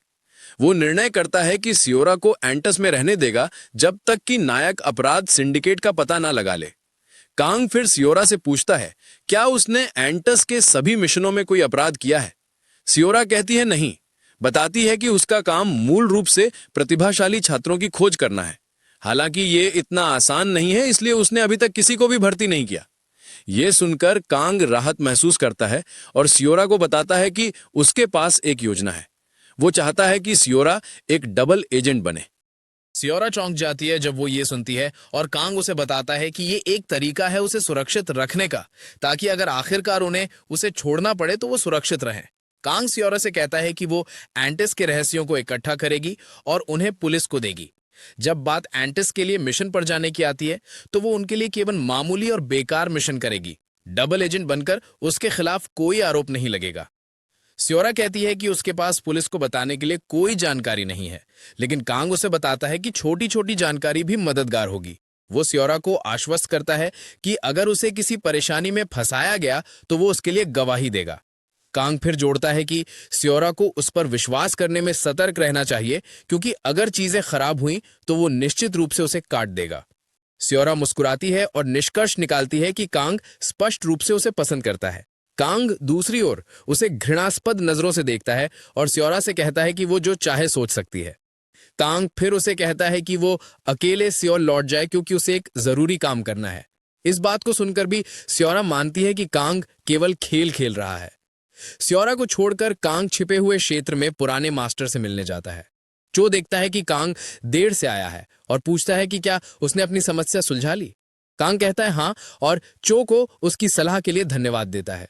चो बताता है कि देर से आने की वजह से उसे दंडित किया जाएगा, लेकिन कांग के पास पहले से ही योजना है। वो बताता है कि उसने चाइना टाउन में ब्रांच किया और बांस की पत्तियों की शराब लाया। वो मास्टर से कहता है कि अगर वो पीना नहीं चाहता तो उसे मजबूर नहीं किया जाएगा, लेकिन पुराना मास्टर शराब का विरोध नहीं कर पाते और तुरंत दिन छुट्टी लेने का सुझाव देते हैं। कुछ ही क्षणों में चो टोफू के साथ शराब का आनंद लेते हुए कांग की प्रशंसा करता है। वो पूछता है कि कांग ने कैसे पता लगाया कि वो सिचुआन का है। कांग को विश्वास नहीं होता कि चो, जो पुराना मास्टर उसे डांट रहा था, अब उसके द्वारा लाई शराब का आनंद ले रहा है। पुराने मास्टर ने कहा कि वो केवल इसलिए चिंतित था क्योंकि कांग समय से लेट आया था। चो कांग से पूछता है कि अचानक वो क्यों बदल गया है, क्योंकि पहले वो प्रशिक्षण में सुस्ती दिखा रहा था, लेकिन अब वो अधिक मेहनत करना चाहता है। जबकि चो खुद का आनंद ले रहा है, कांग अपनी तलवार घुमाते हुए अपने मूव्स का अभ्यास कर रहा है। कांग कहता है कि शराब केवल एक अच्छा इशारा थी मास्टर की सलाह की सराहना करने का। कांग पूरे मन से प्रशिक्षण के लिए तैयार है क्योंकि वो जानता है कि स्योरा की मदद करने के उसके फैसले के कारण शक्तिशाली लोग उसके पीछे आएंगे। स्पष्ट है कि उपन्यास में कभी भी स्योरा डबल एजेंट नहीं बनी थी। कांग ये भी जानता है कि वो पहले ही एक ए रैंक हंटर से लड़ने के लिए पर्याप्त मजबूत है, लेकिन वो जानता है कि अगर वो मीन जैसी उच्च रैंकिंग एंटस अधिकारी के खिलाफ गया तो उसकी मौत निश्चित है। कांग मुस्कुराता है जब उसे याद आता है कि वो केवल एक बी रैंक तलवारबाजी प्रशिक्षक है जिसे लोगों की मदद करने का कोई व्यवसाय नहीं है। जाहिर है नायक केवल एक मैनुअल पर आया और कई प्रशिक्षण सत्रों और अमृत सेवन के बाद मजबूत हो पाया। दूसरी ओर कांग भाग्यशाली है कि उसे तलवार के ग्रैंड मास्टर द्वारा उसका दंतियन खोलने का मौका मिला। जबकि कांग अभी भी अभ्यास कर रहा है, चो व्यस्त हैं भोजन खाते हुए, स्वादिष्ट टोफू की तारीफ करते हुए। चो एक बहुत ही शक्तिशाली तलवारबाज हैं, इसलिए कांग समझता है कि अगर उसे पुराने मास्टर से लगातार प्रशिक्षण मिलता रहेगा तो वो खुद की रक्षा करने में सक्षम होगा। तभी चो कांग को बुलाते हैं और कहते हैं कि उनके पास रामेन खत्म हो गया है और उन्हें ये पसंद है। वो ये भी कहते हैं कि एक और स्वादिष्ट खाने का सामान ले आओ, लेकिन ये कांग की नसों पर हावी होने लगता है। हालांकि वो शांत बने रहते हैं क्योंकि चो दुनिया का सबसे मजबूत इंसान है। कांग चो से कहता है कि वो लौटते समय उनके पसंदीदा चीजें और खरीद लाएगा, लेकिन पुराना मास्टर बस और जोड़ता ही जाता है। कांग सहमत हो जाता है कि वो उन्हें सब कुछ लाएगा और अपना प्रशिक्षण जारी रखता है, लेकिन पुराने मास्टर का खाना खाना उस पर लगातार असर डालता रहता है। हर खुशबू उसकी नाक के पास से गुजरती रहती है और जब वो आखिरकार इसे और नहीं सह पाता तो उसे बोलना पड़ता है और पुराने मास्टर से कहता है कि वो इतना खाना बंद करे। पुराना मास्टर परवाह नहीं करता और यहाँ तक कि कांग से पूछता है कि क्या वो उसके साथ शामिल होने को तैयार है। कांग बताता है कि उसने खाना मिस किया है, इसलिए वो समय लेकर इसका आनंद ले रहा है। जल्द ही चो कांग की झिकझिक पर नाराज हो जाते हैं और उसे सिर पर मुक्का मारते हैं। चो कहते हैं कि वर्षों बाद उन्हें अपना स्वाद वापस मिल रहा है। चो स्वीकार करते हैं कि उन्हें पसंद है कि कांग प्रेरणा दिखा रहा है, लेकिन कहते हैं कि चीजों को जल्दी करना उसके लिए बुरा होगा। कांग पुराने आदमी पर चिल्लाता है, कहता है कि वो उसके प्रशिक्षण में रुचि नहीं दिखा रहा। चो बताते हैं कि कांग अकेले ही काफी अच्छा कर रहा है। पुराना मास्टर जोड़ते हैं कि कांग महानता के लिए नियत है, लेकिन जल्दीबाजी से वहां नहीं पहुंच सकता। हालांकि कांग को खुद में सुधार दिखाई नहीं देता क्योंकि वो 1 महीने से प्रशिक्षण कर रहा है। चो तर्क करते हैं कि कांग अंतर नहीं देख सकता क्योंकि वो वास्तव में इसमें अच्छा है। चो इस बात से भी अधिक हैरान है कि कांग मजबूत होने के लिए उत्साहित नहीं है। कांग पुराने मास्टर को डांटता है, कहता है कि वो रामेन में अधिक रुचि दिखा रहा है बजाय अपने प्रशिक्षण की मुद्रा के। कांग फिर मांग करता है कि अगर पुराना मास्टर उसे ठीक से सिखाने के लिए तैयार नहीं है तो कुछ शॉर्टकट दे। इस पर उसे सिर पर फिर से मुक्का मिलता है। चो उसे डांटते हैं कि जब उसने अभी अभी प्रशिक्षण शुरू किया है तो शॉर्टकट क्यों मांग रहा है। कांग दर्द में बर्फ पर लुढ़कता है, जबकि चो पूछते हैं कि क्या वो दुनिया को जीतने की योजना बना रहा है, यही वजह है कि वो मजबूत होना चाहता है। कांग पुराने मास्टर को घृणित नजरों से देखता है और पुराना मास्टर फिर से मुक्का मारने की धमकी देता है। चो कहते हैं कि मार्शल आर्ट्स जल्दी सीखने वाली चीज नहीं है। तभी कांग कुछ कठोर करने का फैसला करता है। वो पुराने मास्टर से कहता है कि वो अब और रामेन नहीं खरीद पाएगा क्योंकि कीमतें बढ़ गई हैं।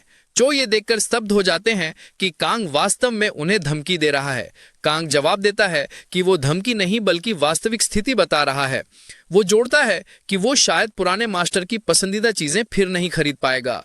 मूल रूप से कांग कहता है कि वो जो कुछ भी पुराने मास्टर के लिए खरीद रहा है उसकी कीमत बढ़ गई है और वो उसे फिर नहीं ला पाएगा। ये बात चो तक पहुंचती है, जो कांग से मिलने वाले सारे रामेन और स्वादिष्ट खाने को खोने के लिए तैयार नहीं है।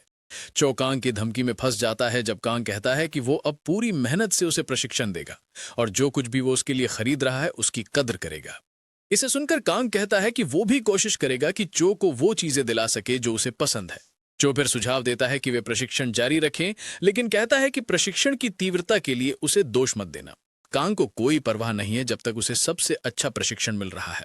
अगले दिन कांग को सोरा का एक मैसेज आता है जिसमें बताया गया है कि सब कुछ सुलझ गया है। कांग ये सुनकर खुश होता है, लेकिन साथ ही उसे चिंता होती है कि उसका पिछला स्व शायद उसके लिए और समस्याएं छोड़ गया हो। फिर भी वो सेयोरा की मदद करने और बाकी जीवन को शांति से जीने का प्लान करता है। तभी उसके ऑफिस में 2 बहनें जो जुड़वा हैं आती है। कांग चौंक जाता है और पूछता है कि क्या वे लंच के लिए नहीं जा रही हैं। दोनों बताती हैं कि वे जा रही हैं, लेकिन वे चाहती हैं कि कांग उनके साथ लंच करे इससे पहले कि वो ऑडिटोरियम जाए। इससे कांग हैरान है और सोचता है कि उसे ऑडिटोरियम क्यों जाना है। जुड़वा बहनें कांग को याद दिलाती हैं कि सुबह की असेंबली में उप प्रधानाचार्य ने क्या कहा था। जाहिर है कांग का स्कूल के नए यूट्यूब चैनल के लिए इंटरव्यू है। कांग को अब समझ में आता है कि लड़कियां सही कह रही थीं, लेकिन वो इतनी व्यस्त था कि पूरी तरह भूल गया। चूंकि कांग सबसे अच्छे दिखने वाले शिक्षक हैं, इसलिए उन्हें पहला इंटरव्यू दिया गया। इंटरव्यू से पूरी तरह खुश नहीं है और लड़कियां बताती हैं कि अगर सब कुछ ठीक रहा तो उसे बोनस भी मिल सकता है। कांग मानता है कि लड़कियां वास्तव में सही कह रही हैं। वे उसे एक नोट देती हैं जिसमें इंटरव्यू के दौरान पूछे जाने वाले सवाल हैं और उन्हें पहले से पढ़ने के लिए कहती हैं। जाहिर है स्कूल के प्रधानाचार्य भी इसे अपलोड करने से पहले समीक्षा करेंगे, जिससे पता चलता है कि ये कितना औपचारिक है। सभी जानकारी देने के बाद लड़कियां जाने की तैयारी करती हैं, लेकिन जाने से पहले वे कांग को एक और बात बताती हैं। जाहिर है छात्र परिषद का अध्यक्ष भी इंटरव्यू में मौजूद होगा। लड़की कहती है कि वे अधिकतर सवालों पर ही टिके रहेंगे, लेकिन अध्यक्ष की अजीब व्यक्तित्व है और वो अजनबी या अनियोजित सवाल पूछ सकती है। कांग किसी भी अजीब सवाल की चिंता नहीं करता जब तक वे उसके प्रेम जीवन के बारे में न पूछें। जुड़वा बहनें उसे बता देती हैं कि इस मामले में उसे चिंता करने की जरूरत नहीं है, लेकिन अगर वो असहज महसूस करे तो संकेत देने के लिए कहती हैं ताकि वे वीडियो को काट सकें। इसे सुनकर कांग खुश होता है और लड़कियों से कहता है कि वे उसके लिए सही करें, क्योंकि वो जानता है कि छात्र परिषद के अध्यक्ष किस तरह के लोग होते हैं। वो वर्तमान अध्यक्ष से मिलने का इंतजार कर रहा है। दूसरी ओर छात्र परिषद का अध्यक्ष कांग से मिलने का बेसब्री से इंतजार कर रहा है। असल में ये आइडिया सरकार की तरफ से आया था कि स्कूलों के लिए एक यूट्यूब चैनल बनाया जाए, क्योंकि बहुत सारी अफवाहें फैल रही थीं कि स्कूल के अंदर क्या चल रहा है। लेकिन ये पॉलिसी तुरंत लागू नहीं हुई और इसी वजह से पहला हंटर स्कूल इस प्रोग्राम का पायलट चुना गया। क्योंकि इस आइडिया का जिक्र नॉवल में कहीं नहीं था, इसलिए कैंग को लगा कि ये बात टिकेगी नहीं। उसे अपनी किस्मत पर यकीन नहीं हो रहा था कि उसे ही पहला इंटरव्यू लेना पड़ा। कैंग सून उस कमरे में प्रवेश करता है जहां रिकॉर्डिंग होने वाली थी। वहां उसकी मुलाकात टेक्नोलॉजी टीचर मिन से होती है। मिन वही है जो इस इंटरव्यू को एडिट करेगी और कैंग देख सकता है कि वो कितनी नर्वस है। कैंग उसे बताता है कि ये उसका भी पहला इंटरव्यू है, इसलिए वो भी काफ़ी नर्वस है। कैंग उसकी तारीफ करता है कि उसे वीडियो एडिटिंग आती है। तब मिन बताती है कि उसे एडिटिंग असल में आती नहीं, लेकिन प्रिंसिपल ने ये काम उसे इसलिए दे दिया क्योंकि वो टेक टीचर है। मिन कहती है कि क्योंकि उसे इसके लिए एक्स्ट्रा पे नहीं मिल रही, इसलिए वो बस जल्दी जल्दी काम खत्म करके घर चली जाएगी। उसे ये भी पता है कि अगर वीडियो को लाखों व्यूज भी मिल जाएं, तब भी उसे कोई बोनस नहीं मिलेगा। इतने में ट्विन्स बताते हैं कि कैमरा रेडी है। तभी स्टूडेंट काउंसिल प्रेसिडेंट किम सेजिन भी वहां आ जाती है। कैंग कुछ देर तक उसे घूरता है और उसी वक्त किम सेजिन भी कैंग को देखकर सोचती है कि वो कितना हैंडसम और टॉल है। कैंग भी किम की पर्सनैलिटी से प्रभावित होता है क्योंकि उसमें कॉन्फिडेंस झलकता है। वो सोचता है कि इतनी इंप्रेसिव स्टूडेंट काउंसिल प्रेसिडेंट का जिक्र नॉवेल में क्यों नहीं था। किम फिर कैंग के पास आती है और कहती है कि वो बहुत हैंडसम है। किम कहती है कि वीडियो को पॉजिटिव रिव्यू जरूर मिलेगा और वो उसके साथ काम करने के लिए एक्साइटेड है। कैंग उसकी सोशल स्किल्स देखकर दंग रह जाता है, क्योंकि ट्विन्स ने तो उसकी अलग इमेज बताई थी। थोड़ी ही देर में इंटरव्यू शूट हो जाता है और बहुत सक्सेसफुल रहता है। लड़कियां चाहती हैं कि कैंग कुछ देर और रुके, लेकिन वो जानती हैं कि अब उसे जाना होगा। कैंग भी कहता है कि उसे अफसोस है कि इंटरव्यू खत्म हो गया। फिर वो मजाक में कहता है कि वो स्कूल से ओवर टाइम पे मांगेगा। लड़कियां हैरान होती हैं तो कैंग जल्दी से कहता है कि वो मजाक कर रहा था, लेकिन मिन कहती है कि वो तो सच में ओवर टाइम पे मांगेगी। अचानक किम सेजिन कहती है कि अगर इंटरव्यू यहीं खत्म हो गया तो व्यूअर्स को डिसअपॉइंटमेंट होगी। फिर किम एक शॉकिंग रिक्वेस्ट रखती है।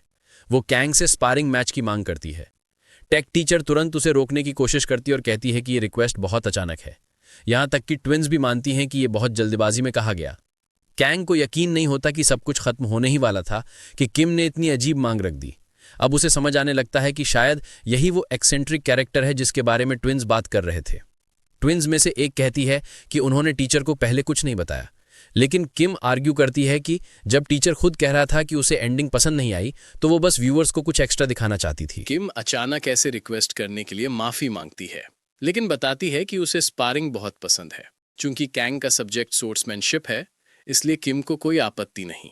कैंग समझ जाता है कि किम सेजिन की ये रिक्वेस्ट किसी बुरी नीयत से नहीं, बल्कि उसकी सच्ची पसंद से जुड़ी है। ट्विन्स सब कुछ समेटने ही वाले थे कि कैंग कहता है कि वो स्पारिंग के लिए तैयार है। ट्विन्स उसे याद दिलाते हैं कि ये रिक्वेस्ट पहले से तय नहीं थी, लेकिन कैंग कहता है कि कोई बात नहीं, बस वो ये जानना चाहता है कि क्या उनके पास तलवारें हैं जिनसे वो अभ्यास कर सकें। तभी किम सेजिन तुरंत बोल उठती है कि उसने ट्रेनिंग स्टील स्वॉर्ड्स लाई हैं जिनका वे इस्तेमाल कर सकते हैं। ट्विन्स हैरान रह जाते हैं और पूछते हैं कि उसने तलवारें कब लाई। किम मुस्कुराते हुए कहती है कि उसने सोचा था अगर कैंग हाँ कहे तो उसके पास तैयारी होनी चाहिए। कैंग जानता है कि वो खुद भी एक छात्र है, भले ही उसके पास तलवार चलाने की मसल मेमोरी मौजूद है। जब सब ट्रेनिंग के लिए तैयार हो रहे थे तो टेक टीचर मिन झुंझला उठी, क्योंकि अब उसे पहले से भी ज्यादा देर होने वाली थी। वे सभी ट्रेनिंग ग्राउंड की तरफ बढ़ते हैं। किम जैसे ही लड़ाई के लिए तैयार होती है, कैंग बताता है कि उसे ज्यादा नर्वसनेस नहीं है क्योंकि उसे अपने ऊपर भरोसा है। उसे याद आता है कि उसने जोंग से लड़ाई के बाद लगातार चो के साथ ट्रेनिंग की है, जहां बूढ़े आदमी ने उसे बहुत बार पीटा, लेकिन उसकी स्किल और रिएक्शन दोनों निखर गए।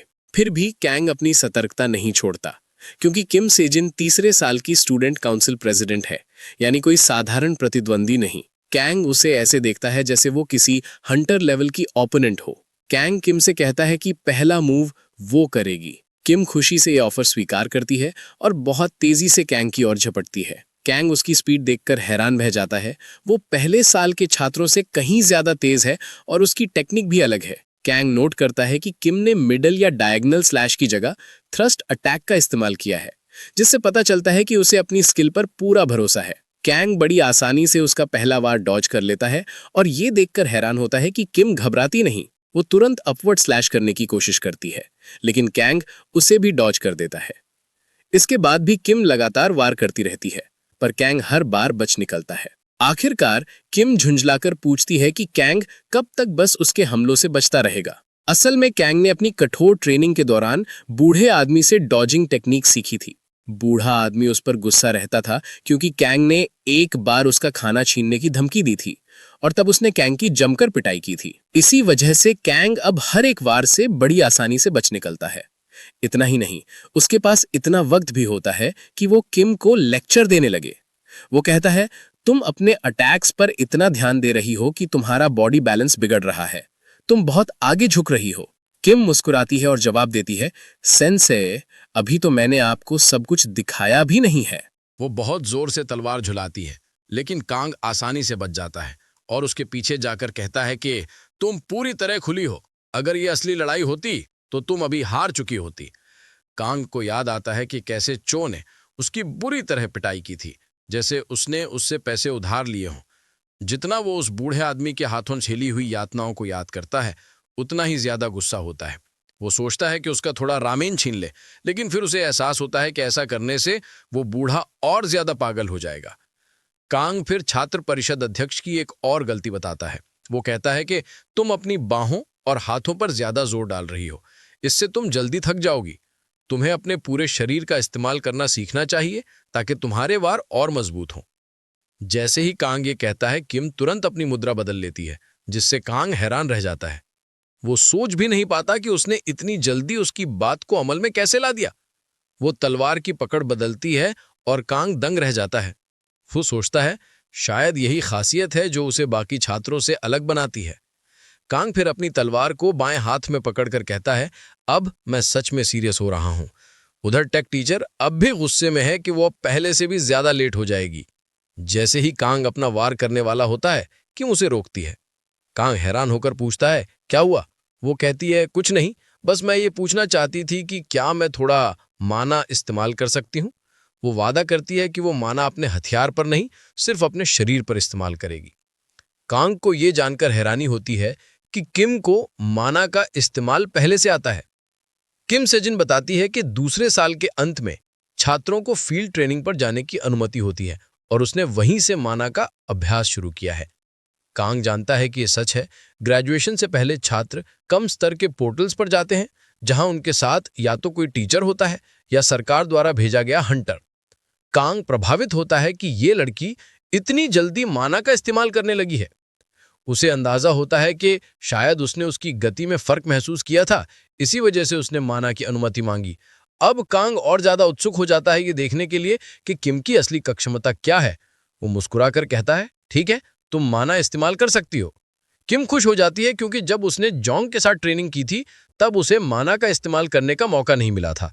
वो इस मुकाबले को अपने लिए सबसे अच्छा मौका मानती है ताकि वो माना को महसूस कर सके और उसे नियंत्रित करना सीख सके। फिर वो कांग की तरफ पहले से भी ज्यादा तेजी से दौड़ती है। कांग उसका वार रोक लेता है, लेकिन उसे एहसास होता है कि बिना आंतरिक ऊर्जा इस्तेमाल किए उसका हाथ सुन्न हो गया है। वो हैरान रह जाता है कि किम ने माना अपने हथियार में नहीं बल्कि सिर्फ अपने शरीर की ताकत बढ़ाने में लगाया है। कांग पीछे हटता है और सोचता है कि सिर्फ बेसिक ट्रेनिंग से ही ये लड़की इतनी ताकतवर हो गई। असल में जब कोई मॉन्स्टर से लड़ता है तो शरीर खुद ब खुद माना सोखता है, लेकिन हर व्यक्ति की एक सीमा होती है जहां उसके टैलेंट के अनुसार माना बढ़ना रुक जाता है। कांग ने चोंग से सीखा था कि माना दरअसल कच्ची असंवर्धित इंटरनल एनर्जी होती है, और इसी वजह से कांग ने अपने शरीर में मौजूद सारा माना पहले ही आंतरिक ऊर्जा में बदल लिया था। अब वो माना का इस्तेमाल नहीं कर सकता, लेकिन उसके पास जो है वो कहीं ज्यादा प्रभावी है। एक शिक्षक होने के नाते और अपनी प्राइड बनाए रखने के लिए कांग फैसला करता है कि वो किम के खिलाफ माना का उपयोग नहीं करेगा। वो लगातार उसके वारों से बचता रहता है जब तक कि उसे आखिरकार उसकी चाल का रिदम समझ नहीं आ जाता। असल में हंटर स्टाइल तलवारबाजी बहुत सीधी सादी होती है, क्योंकि हंटर ज्यादातर ऐसे मॉन्स्टर से लड़ते हैं जिनमें कोई बुद्धि नहीं होती। इसी वजह से जब वे किसी ऐसे राक्षस से टकराते हैं जो दिमाग से काम लेता है, तो लो रैंक हंटर्स अक्सर हार जाते हैं। जैसा कि कांग ने सोचा था, किम सीन थकने लगती है और हर वार के साथ उसकी गति धीमी हो जाती है। अब कांग आसानी से समझ सकता है कि उसका अगला वार डायगोनल स्लैश होने वाला है। लेकिन आखिरी पल में किम अचानक रिवर्स ग्रिप के साथ एक थ्रस्ट थनने की कोशिश करती है। कांग उसकी इस चाल की तारीफ करता है। अच्छा मूव था, लेकिन वो आसानी से बचकर उसे ट्रिप कर देता है। वो कहता है, तुम बहुत पास आ चुकी थी, इसलिए तुम्हारा थ्रस्ट असरदार नहीं हो सका। किम का संतुलन बिगड़ जाता है और वो जमीन पर गिर पड़ती है। ये देखकर जुड़वा बहनें और टेक टीचर दोनों हैरान रह जाते हैं। किम का घुटना जमीन से टकराकर लाल हो जाता है और कांग अपनी तलवार उसकी गर्दन के पास रखकर औपचारिक रूप से जीत घोषित कर देता है। कांग देखता है कि किम सीन हारकर उदास है, जिससे पता चलता है कि वो कितनी कॉम्पिटिटिव है। वो मुस्कुराकर कहता है, तुमने बहुत अच्छा लड़ा, तुम सच में स्टूडेंट काउंसिल प्रेसिडेंट कहलाने लायक हो। फिर कांग कहता है कि उसकी तलवारबाजी में बस एक कमी है, तुम्हारी टेक्निक थोड़ी रेपिटेटिव है। वो मानता है कि माना से उसने अपनी ताकत बढ़ा ली थी, लेकिन वो उसे सलाह देता है कि सिर्फ माना पर भरोसा मत करो, अपने वारों की स्टाइल भी बदलो। फिर वो उसे हाथ पकड़कर उठाता है। किम मुस्कुराकर कहती है, थैंक यू सर, आपके सुझाव मेरे लिए बहुत कीमती है। इस बीच एक जुड़वा देखती है कि टेक टीचर गुस्से से लाल हो रही है। जब वो पूछती है कि क्या हुआ, तो टीचर कहती है, ये वीडियो तो अब जरूर ब्लो अप होने वाला है। एक हफ्ते बाद जैसे ही वीडियो अपलोड होता है, कांग की जिंदगी और ज्यादा उलझ जाती है। अब छात्र उससे ऑटोग्राफ मांगते रहते हैं। कांग कहता है, मेरा कोई सिग्नेचर नहीं है, लेकिन बच्चे कहते हैं, कोई बात नहीं सर, कुछ भी लिख दीजिए। असल में वो वीडियो वायरल हो गया था। कांग को दर्जनों ऑटोग्राफ देने पड़े, तब जाकर उसने क्लास शुरू की। कांग झुंझलाता है, वीडियो वायरल हो गया, लेकिन मुझे इसका कोई फायदा नहीं मिला। उस वीडियो की वजह से स्कूल के चैनल के 3.5 लाख सब्सक्राइबर्स बढ़ गए और वीडियो को 10 लाख से ज्यादा व्यूज मिले। अब कांग को एहसास होता है कि इंटरनेट सच में एक जंगली जगह है। जो भी लोग वो वीडियो देखते हैं, सब उसे देखकर रोमांचित हो जाते हैं। कांग और किम की लड़ाई देखकर सबको लगता है जैसे ये दो वर्ल्ड क्लास हंटर्स की टक्कर थी। सबको हैरानी होती है कि कांग ने बिना माना के भी इतनी बेहतरीन फाइट लड़ी और किम के बराबर खड़ा रहा। दरअसल किम सीन कोई आम स्टूडेंट नहीं थी। वो 2 बार की मार्शल आर्ट्स चैंपियन रह चुकी थी। लोग पहले से ही अंदाजा लगा रहे थे कि जैसे ही वो ग्रेजुएट होगी, उसे ए रैंक दिया जाएगा। दूसरी तरफ कांग एक ऐसे भूत की तरह था जिसके बारे में किसी ने कभी कुछ नहीं सुना था। इससे दर्शकों के बीच तुरंत तनाव और क्यूरियोसिटी पैदा हो गई। सबके मन में सवाल था, ये आदमी है कौन और आया कहां से? जब कांग ने देखा कि इंटरनेट उसके नाम से पागल हो रहा है, तो वो खुद हैरान रह गया। वो सोचता है कि अगर किम सीन इतनी बड़ी बात थी, तो फिर उसका नाम उस नॉवल में क्यों नहीं था? यहां तक कि जब नॉवल का मुख्य किरदार हंटर स्कूल छोड़ चुका था, तब भी कहीं किम सीन का जिक्र नहीं था। कांग इन्हीं ख्यालों में डूबा था कि पार्क वहां आ जाता है। वो हंसते हुए कहता है, ओहो हमारे यूट्यूब स्टार साहब, अब तो फेमस हो गए हो, ये शर्मीला चेहरा छोड़ दो। वो कांग को एक ड्रिंक देता है। कांग मुस्कुराते हुए कहता है कि शुरू में उसे ये सब अच्छा लग रहा था, लेकिन अब ये सब कुछ ज्यादा लगने लगा है। पार्क मजाक में कहता है, तू तो बहुत लो की बंदा है यार, जरा इस फेम को यूज कर। लेकिन कांग कहता है कि उसे बस शांत क्वाइट लाइफ चाहिए। तभी पार्क बताता है कि वाइस प्रिंसिपल ने उसे बुलाया है। कांग हैरान होकर पूछता है, वो मुझे क्यों बुला रहे हैं? पार्क कंधे उचकाकर कहता है, मुझे क्या पता, शायद वो तुम्हें बोनस देना चाहते हो। ये सुनकर कांग की आंखें चमक उठती हैं। वो तुरंत उठ खड़ा होता है। पार्क मुस्कुराकर कहता है, अगर बोनस मिला तो तू हमें ट्रीट देगा। ऑफिस जाते वक्त कांग सोचता है कि वाइस प्रिंसिपल ने उसे प्राइवेट मीटिंग के लिए क्यों बुलाया, क्योंकि आम तौर पर ऐसी मुलाकातें पब्लिक में होती हैं। उसे सबसे ज्यादा डर इस बात का है कि वाइस प्रिंसिपल बहुत ताकतवर इंसान है। असल में वो देश के 10 एस रैंक हंटर्स में से एक हैं। उनका नाम है किम मांडोंग। कांग जैसे ही कमरे में प्रवेश करता है, किम मांडोंग एक माफिया बॉस की तरह कुर्सी पर बैठे होते हैं और मुस्कुराते हुए कहते हैं, आओ बैठो। उनकी मौजूदगी इतनी ओवरवेलमिंग होती है कि कांग अनायास सिर झुका देता है। किम पूछते हैं, कुछ चाय लोगे? कांग विनम्रता से मना कर देता है, कहता है, नहीं सर, मुझे जल्दी ही क्लास में जाना है। वाइस प्रिंसिपल सिर हिलाकर कहते हैं, ठीक है, तो छोटी सी मीटिंग करते हैं। वो एक सैक की तरफ इशारा करते हुए कहते हैं, इसमें जो कुछ है वो सब तुम्हारे लिए है। कांग उत्सुकता से थैले में झांकता है और देखकर चकित रह जाता है, क्योंकि उसमें सैकड़ों लेटर्स भरी हुई हैं। कांग हंसते हुए पूछता है, क्या ये मेरे फैंस की चिट्ठियां हैं? किम मुस्कुराते हुए कहते हैं, खुद खोल कर देखो। कांग एक लिफाफा खोलता है और पढ़ते ही हैरान रह जाता है। असल में बहुत सारे लोग उसके और किम सीन के बीच हुए ड्यूअल से बेहद प्रभावित हुए थे। इनमें दूसरे स्कूलों के लोग ही नहीं, बल्कि टॉप गिल्ड्स के फुल टाइम हंटर्स भी थे। वीडियो स्कूल को प्रमोट करने के लिए बनाया गया था, लेकिन कांग ने किसी तरह इसे बिग सक्सेस बना दिया। कांग एक चिट्ठी खोलता है और पता चलता है कि ये हुआंग गिल्ड से एक डुअल चैलेंज लेटर है। चिट्ठी में लिखा है कि वे उसके प्रदर्शन से बेहद प्रभावित हैं, जो उसने प्रेसिडेंट के साथ डुअल में दिखाया, और वे चाहते हैं कि वो किसी समय और जगह का चुनाव करे डुअल के लिए। असल में ये सम्मान और इज्जत का लेटर है, लेकिन इसके साथ एक चैलेंज भी जुड़ा हुआ है। वाइस प्रिंसिपल उसे बताते हैं कि गिल्ड्स कांग को डुअल देना पसंद करेंगे, बजाय इसके कि वे बड़े पैसे देकर कमर्शियल एड दें। कांग सब कुछ ब्लोन अवे हो जाता है, क्योंकि उसने ऐसा कुछ उम्मीद भी नहीं किया था। वाइस प्रिंसिपल बताते हैं कि थैले में 932 चिट्ठियां हैं और ये सब चैलेंज लेटर्स ही हैं। कांग चैलेंज लेटर्स देखकर चकित हो जाता है और किम से पूछता है कि क्या उसने कुछ गलत किया। किम बताती है कि उसने कुछ भी गलत नहीं किया, बस लोग उसकी वेव पर सवार होना चाहते हैं। वो कहती है कि कांग का साधारण स्कूल से होना इस पूरे मामले को और भी दिलचस्प बनाता है। कांग हैरान है और सोचता है कि लोगों ने कैसे पता लगा लिया कि वह साधारण स्कूल से है।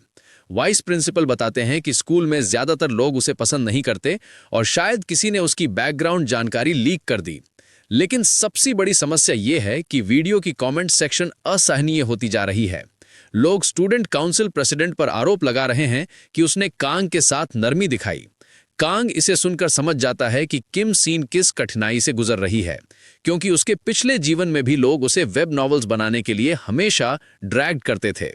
कांग खुद को दोषी मानता है कि अगर उसने इंटरव्यू सिंपल रखा होता तो ये सब नहीं होता।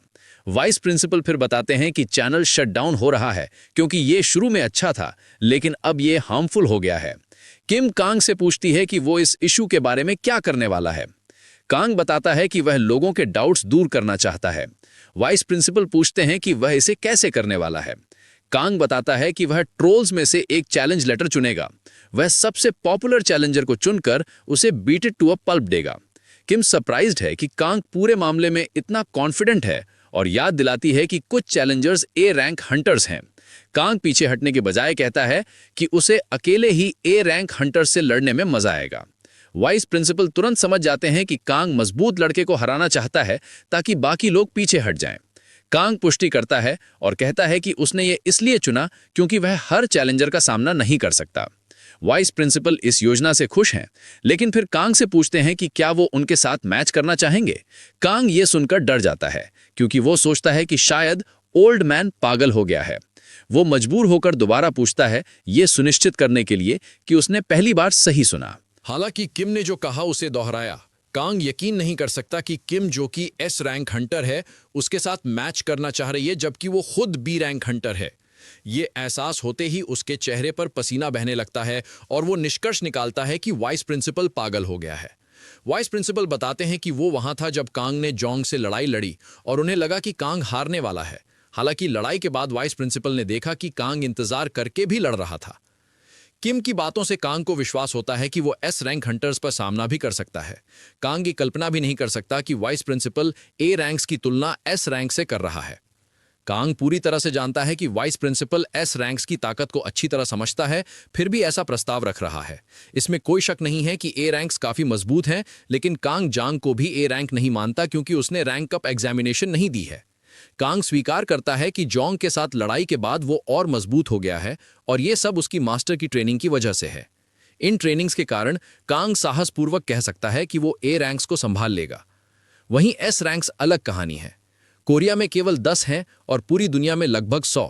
एस रैंक मेजर्स को रणनीतिक हथियार माना जाता है और फिजिकल एस रैंक्स को एकल सेनाओं जैसा दर्जा। किम मंडोंग शीर्ष एस रैंक में से एक हैं और मजाक नहीं है।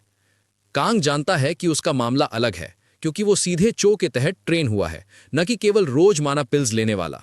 वो राहत महसूस करता है कि उसके मास्टर ने कहा कि वो किसी साधारण आदमी से बेहतर है जो रोज केवल माना पिल्स निगलता है। फिर भी कांग जानता है कि उसके पास एस रैंक हंटर के खिलाफ कोई मौका नहीं है। कांग अपने विचारों में खो जाता है जब तक कि किम उसे बाहर नहीं बुलाती। किम कांग को मनाने की कोशिश करती है, कहती है कि उसके साथ स्पैरिंग सेशन निश्चित रूप से सब उलझनों को साफ करेगा, बजाय इसके कि वो खुद को ए रैंक से लड़ाई के लिए तनावित करे। किम कहती है कि वो इसे ऑफिशियल कर देगी और शायद इससे सभी चैलेंज रिक्वेस्ट्स जो बाज की तरह आ रही हैं रुक जाएंगी। लेकिन वो ये भी बताती है कि अगर कांग मैच में फेल हो जाता है तो वो उसकी मदद नहीं कर पाएगी। इसके अलावा किम कांग से जीत की उम्मीद नहीं कर रही। उसने नियम तय किया है कि सिर्फ एक हिट में निर्णय होगा।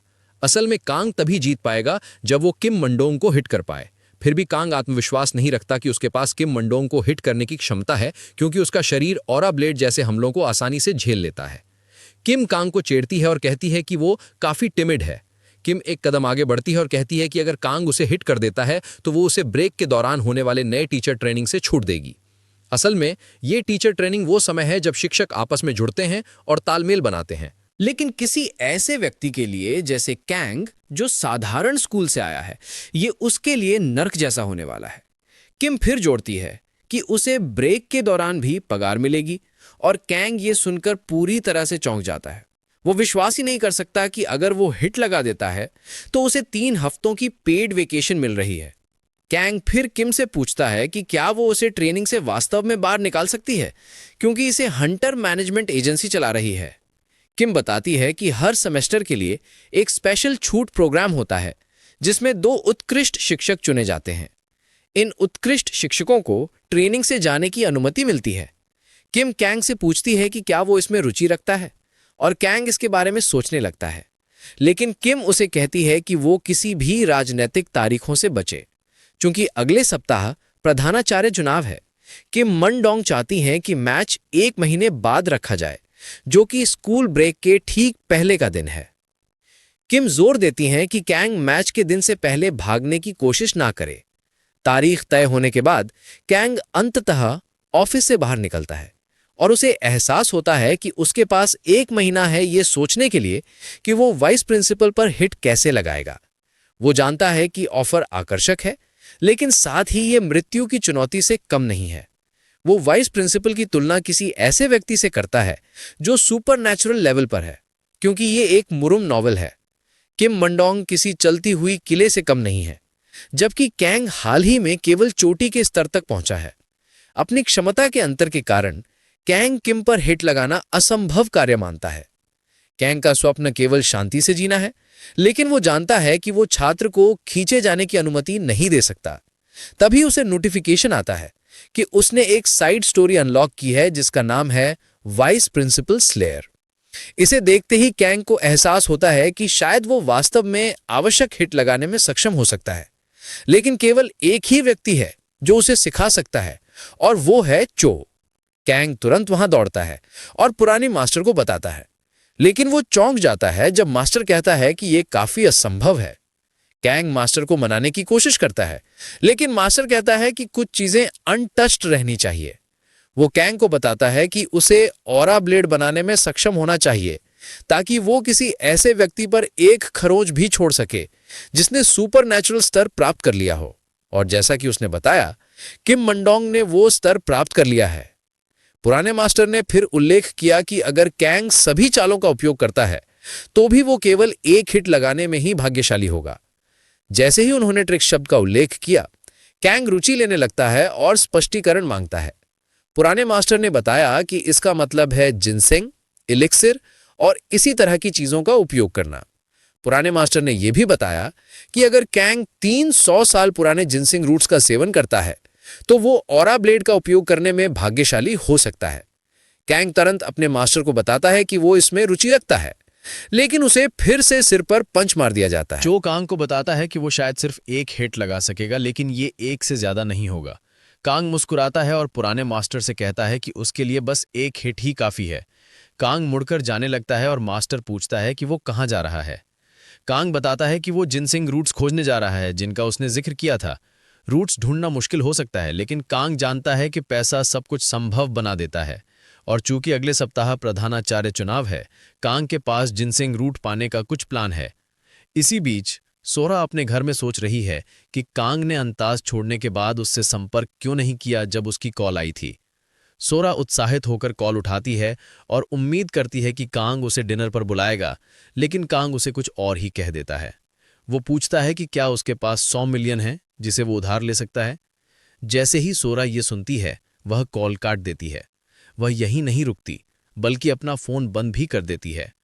कांग जानता है कि वह 10,000 साल पुराने जिनसेंग नहीं पा सकेगा, लेकिन वह अन्य जिनसेंग पा सकता है, ठीक वैसे ही जैसे शैंग ने किया था।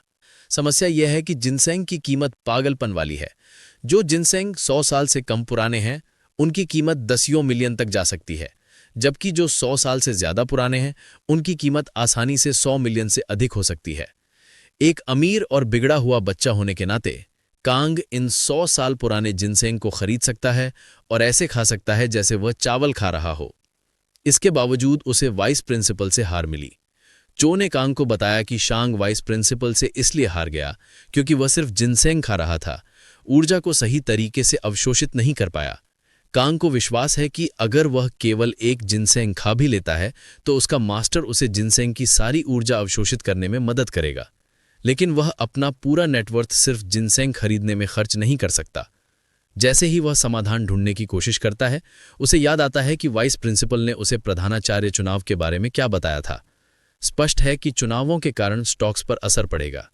कांग बाकी सब चीजों में इतना व्यस्त था कि वह स्टॉक्स पूरी तरह भूल गया था। चूंकि वह नॉवल का ज्ञान अपने लाभ के लिए इस्तेमाल कर रहा था, उसने स्टॉक्स को बिल्कुल ही नजरअंदाज कर दिया। कांग ने इस अवसर का फायदा उठाया और बैंक जाकर लोन लेने का निर्णय लिया। अपने पिछले जीवन में वह बैंक से लोन नहीं ले पाया था क्योंकि वह सिर्फ एक तीसरे दर्जे का लेखक था, लेकिन अब स्थिति अलग थी क्योंकि वह हंटर स्कूल में शिक्षक बन चुका था। वह आसानी से बैंक से लोन ले सकता है। चूंकि उसे पहले से पता है कि प्रधानाचार्य पद के 2 उम्मीदवारों में से कौन जीतेगा, उसने सभी लिए गए लोन को संभावित विजेता पर दांव लगा दिया। कुछ दिनों बाद उसके क्लासरूम के दरवाजे पर एक पिज्जा डिलीवरी वाला आया जो 42 बॉक्स पिज्जा लेकर आया था। पिज्जा वाला कांग से कहता है कि वे उसके सपोर्ट के आभारी हैं और इसके कारण पिज्जा के साथ जुड़े सभी ड्रिंक मुफ्त हैं। उसके छात्र हैरान रह जाते हैं जब वे एंट्रेंस पर पिज्जा का बड़ा ढेर देखते हैं। वे सब कंफ्यूज हो जाते हैं जब तक कि कांग उन्हें नहीं बताता कि वे हर कोई अपने लिए एक बॉक्स पिज्जा ले ले। स्पष्ट है कि कांग का स्टॉक बड़ा धमाका हुआ और उसका नेटवर्थ अब 1 बिलियन वॉन से ऊपर पहुंच गया है। छात्र फ्री पिज्जा का जश्न मनाते हैं जबकि कांग क्लास के आगे मुस्कुराता है। कांग का स्टॉक 500% लाभ दे चुका है। वह आभारी है कि उसकी नोवेल का ज्ञान आखिरकार काम आया। कांग खुश है कि उसके छात्र पिज्जा खाते हुए मुस्कुरा रहे हैं और वह उन्हें चेतावनी देता है कि गले में फंसने से बचें। वह यहाँ तक कि उन्हें डाइजेस्टिव दवाइयाँ भी खरीदने के लिए तैयार है अगर जरूरत पड़े। छात्र उससे पूछते हैं कि ये सब किस अवसर के लिए है और कांग बताता है कि उसे स्टॉक्स में कुछ किस्मत मिली है। फिर वह जोड़ता है कि उसके पास उनके साथ साझा करने के लिए एक और खबर है। कांग अपने छात्रों से कहता है कि वह क्लोजिंग सेरेमनी के एक दिन पहले वाइस प्रिंसिपल के साथ स्पैरिंग मैच करने वाला है। जैसे ही छात्र यह सुनते हैं, वे लगभग पिज्जा गले में फंसाने ही वाले होते हैं। छात्र अंततः चिंतित हो जाते हैं कि कांग खुद को मारने वाला है क्योंकि वाइस प्रिंसिपल को भगवान जैसा माना जाता है। कांग स्वीकार करता है कि वह वाइस प्रिंसिपल का सामना नहीं कर सकता, इसलिए उसे हैंडीकैप दिया जा रहा है। वह छात्रों से कहता है कि अगर वह एक हिट मारने में सफल होता है तो वाइस प्रिंसिपल ने उसे विजयी देने का वादा किया है। इसके बावजूद छात्र अभी भी नहीं सोचते कि कांग के पास मौका है, क्योंकि वाइस प्रिंसिपल टैंक जैसा मजबूत है। वे बस मान लेते हैं कि उनका शिक्षक मरने वाला है। कांग छात्रों से कहता है कि पिज्जा का आनंद लें, क्योंकि ये शायद अंतिम पिज्जा होगा जो वह उनके लिए खरीदेगा। कांग जानता है कि वाइस प्रिंसिपल शायद स्पैरिंग मैच की खबर घोषित करना शुरू कर देगा, क्योंकि चुनाव खत्म हो चुके हैं। कांग मूल रूप से बच्चों को पहले से खबर दे रहा है ताकि वह one hit to win rule पर वाइस प्रिंसिपल का मन ना बदलने पाए। अब तक उसने सब कुछ सही तरीके से मैनेज किया है, इसलिए कांग समझता है कि अब अगला काम ट्रेनिंग का है। कुछ समय बाद कांग बर्फीले मैदानों की ओर बढ़ता है। वह अपने मास्टर से कहता है कि उसने सब कुछ तैयार कर लिया है जो उन्होंने उसके लिए मांगा था। इसमें 3 बॉक्स पिल्ड रेमन, 5 बॉक्स अनास, 2 बॉक्स चॉकलेट बार और 4 बॉक्स कोला शामिल है। इसके अलावा उसने सभी इंस्टेंट फूड्स भी स्टोर से खरीद लिए हैं। चो खुश है कि कांग ने उसे मोटिवेट करने के लिए सब कुछ किया। वो पूछता है कि क्या उसने रूट्स भी तैयार किए हैं, और कांग कहता है हाँ। कांग ने 300 साल पुराने जिनसेंग रूट्स हासिल किए हैं और उन्हें सावधानी पूर्वक एक बॉक्स में रखा है। रूट्स खरीदने के बाद भी कांग के बैंक खाते में 1 बिलियन वॉन से अधिक बचा है। चो प्रभावित है कि कांग जिनसेंग हासिल करने में सक्षम है। चो बताता है कि उसने जब वो छोटा था तो 300 साल पुराना जिनसेंग खाया था, और कांग द्वारा लाए गए 3 जिनसेंग को देखकर वह स्पष्ट रूप से कह सकता है कि उसने जो खाया उससे ये काफी बेहतर है। हालांकि चो रूट्स की असली होने की पुष्टि करता है और कांग सांस ले लेता है। चो फिर कांग से कहता है कि वह जिनसेंग खा ले ताकि वह अपनी ऊर्जा का संचार कर सके।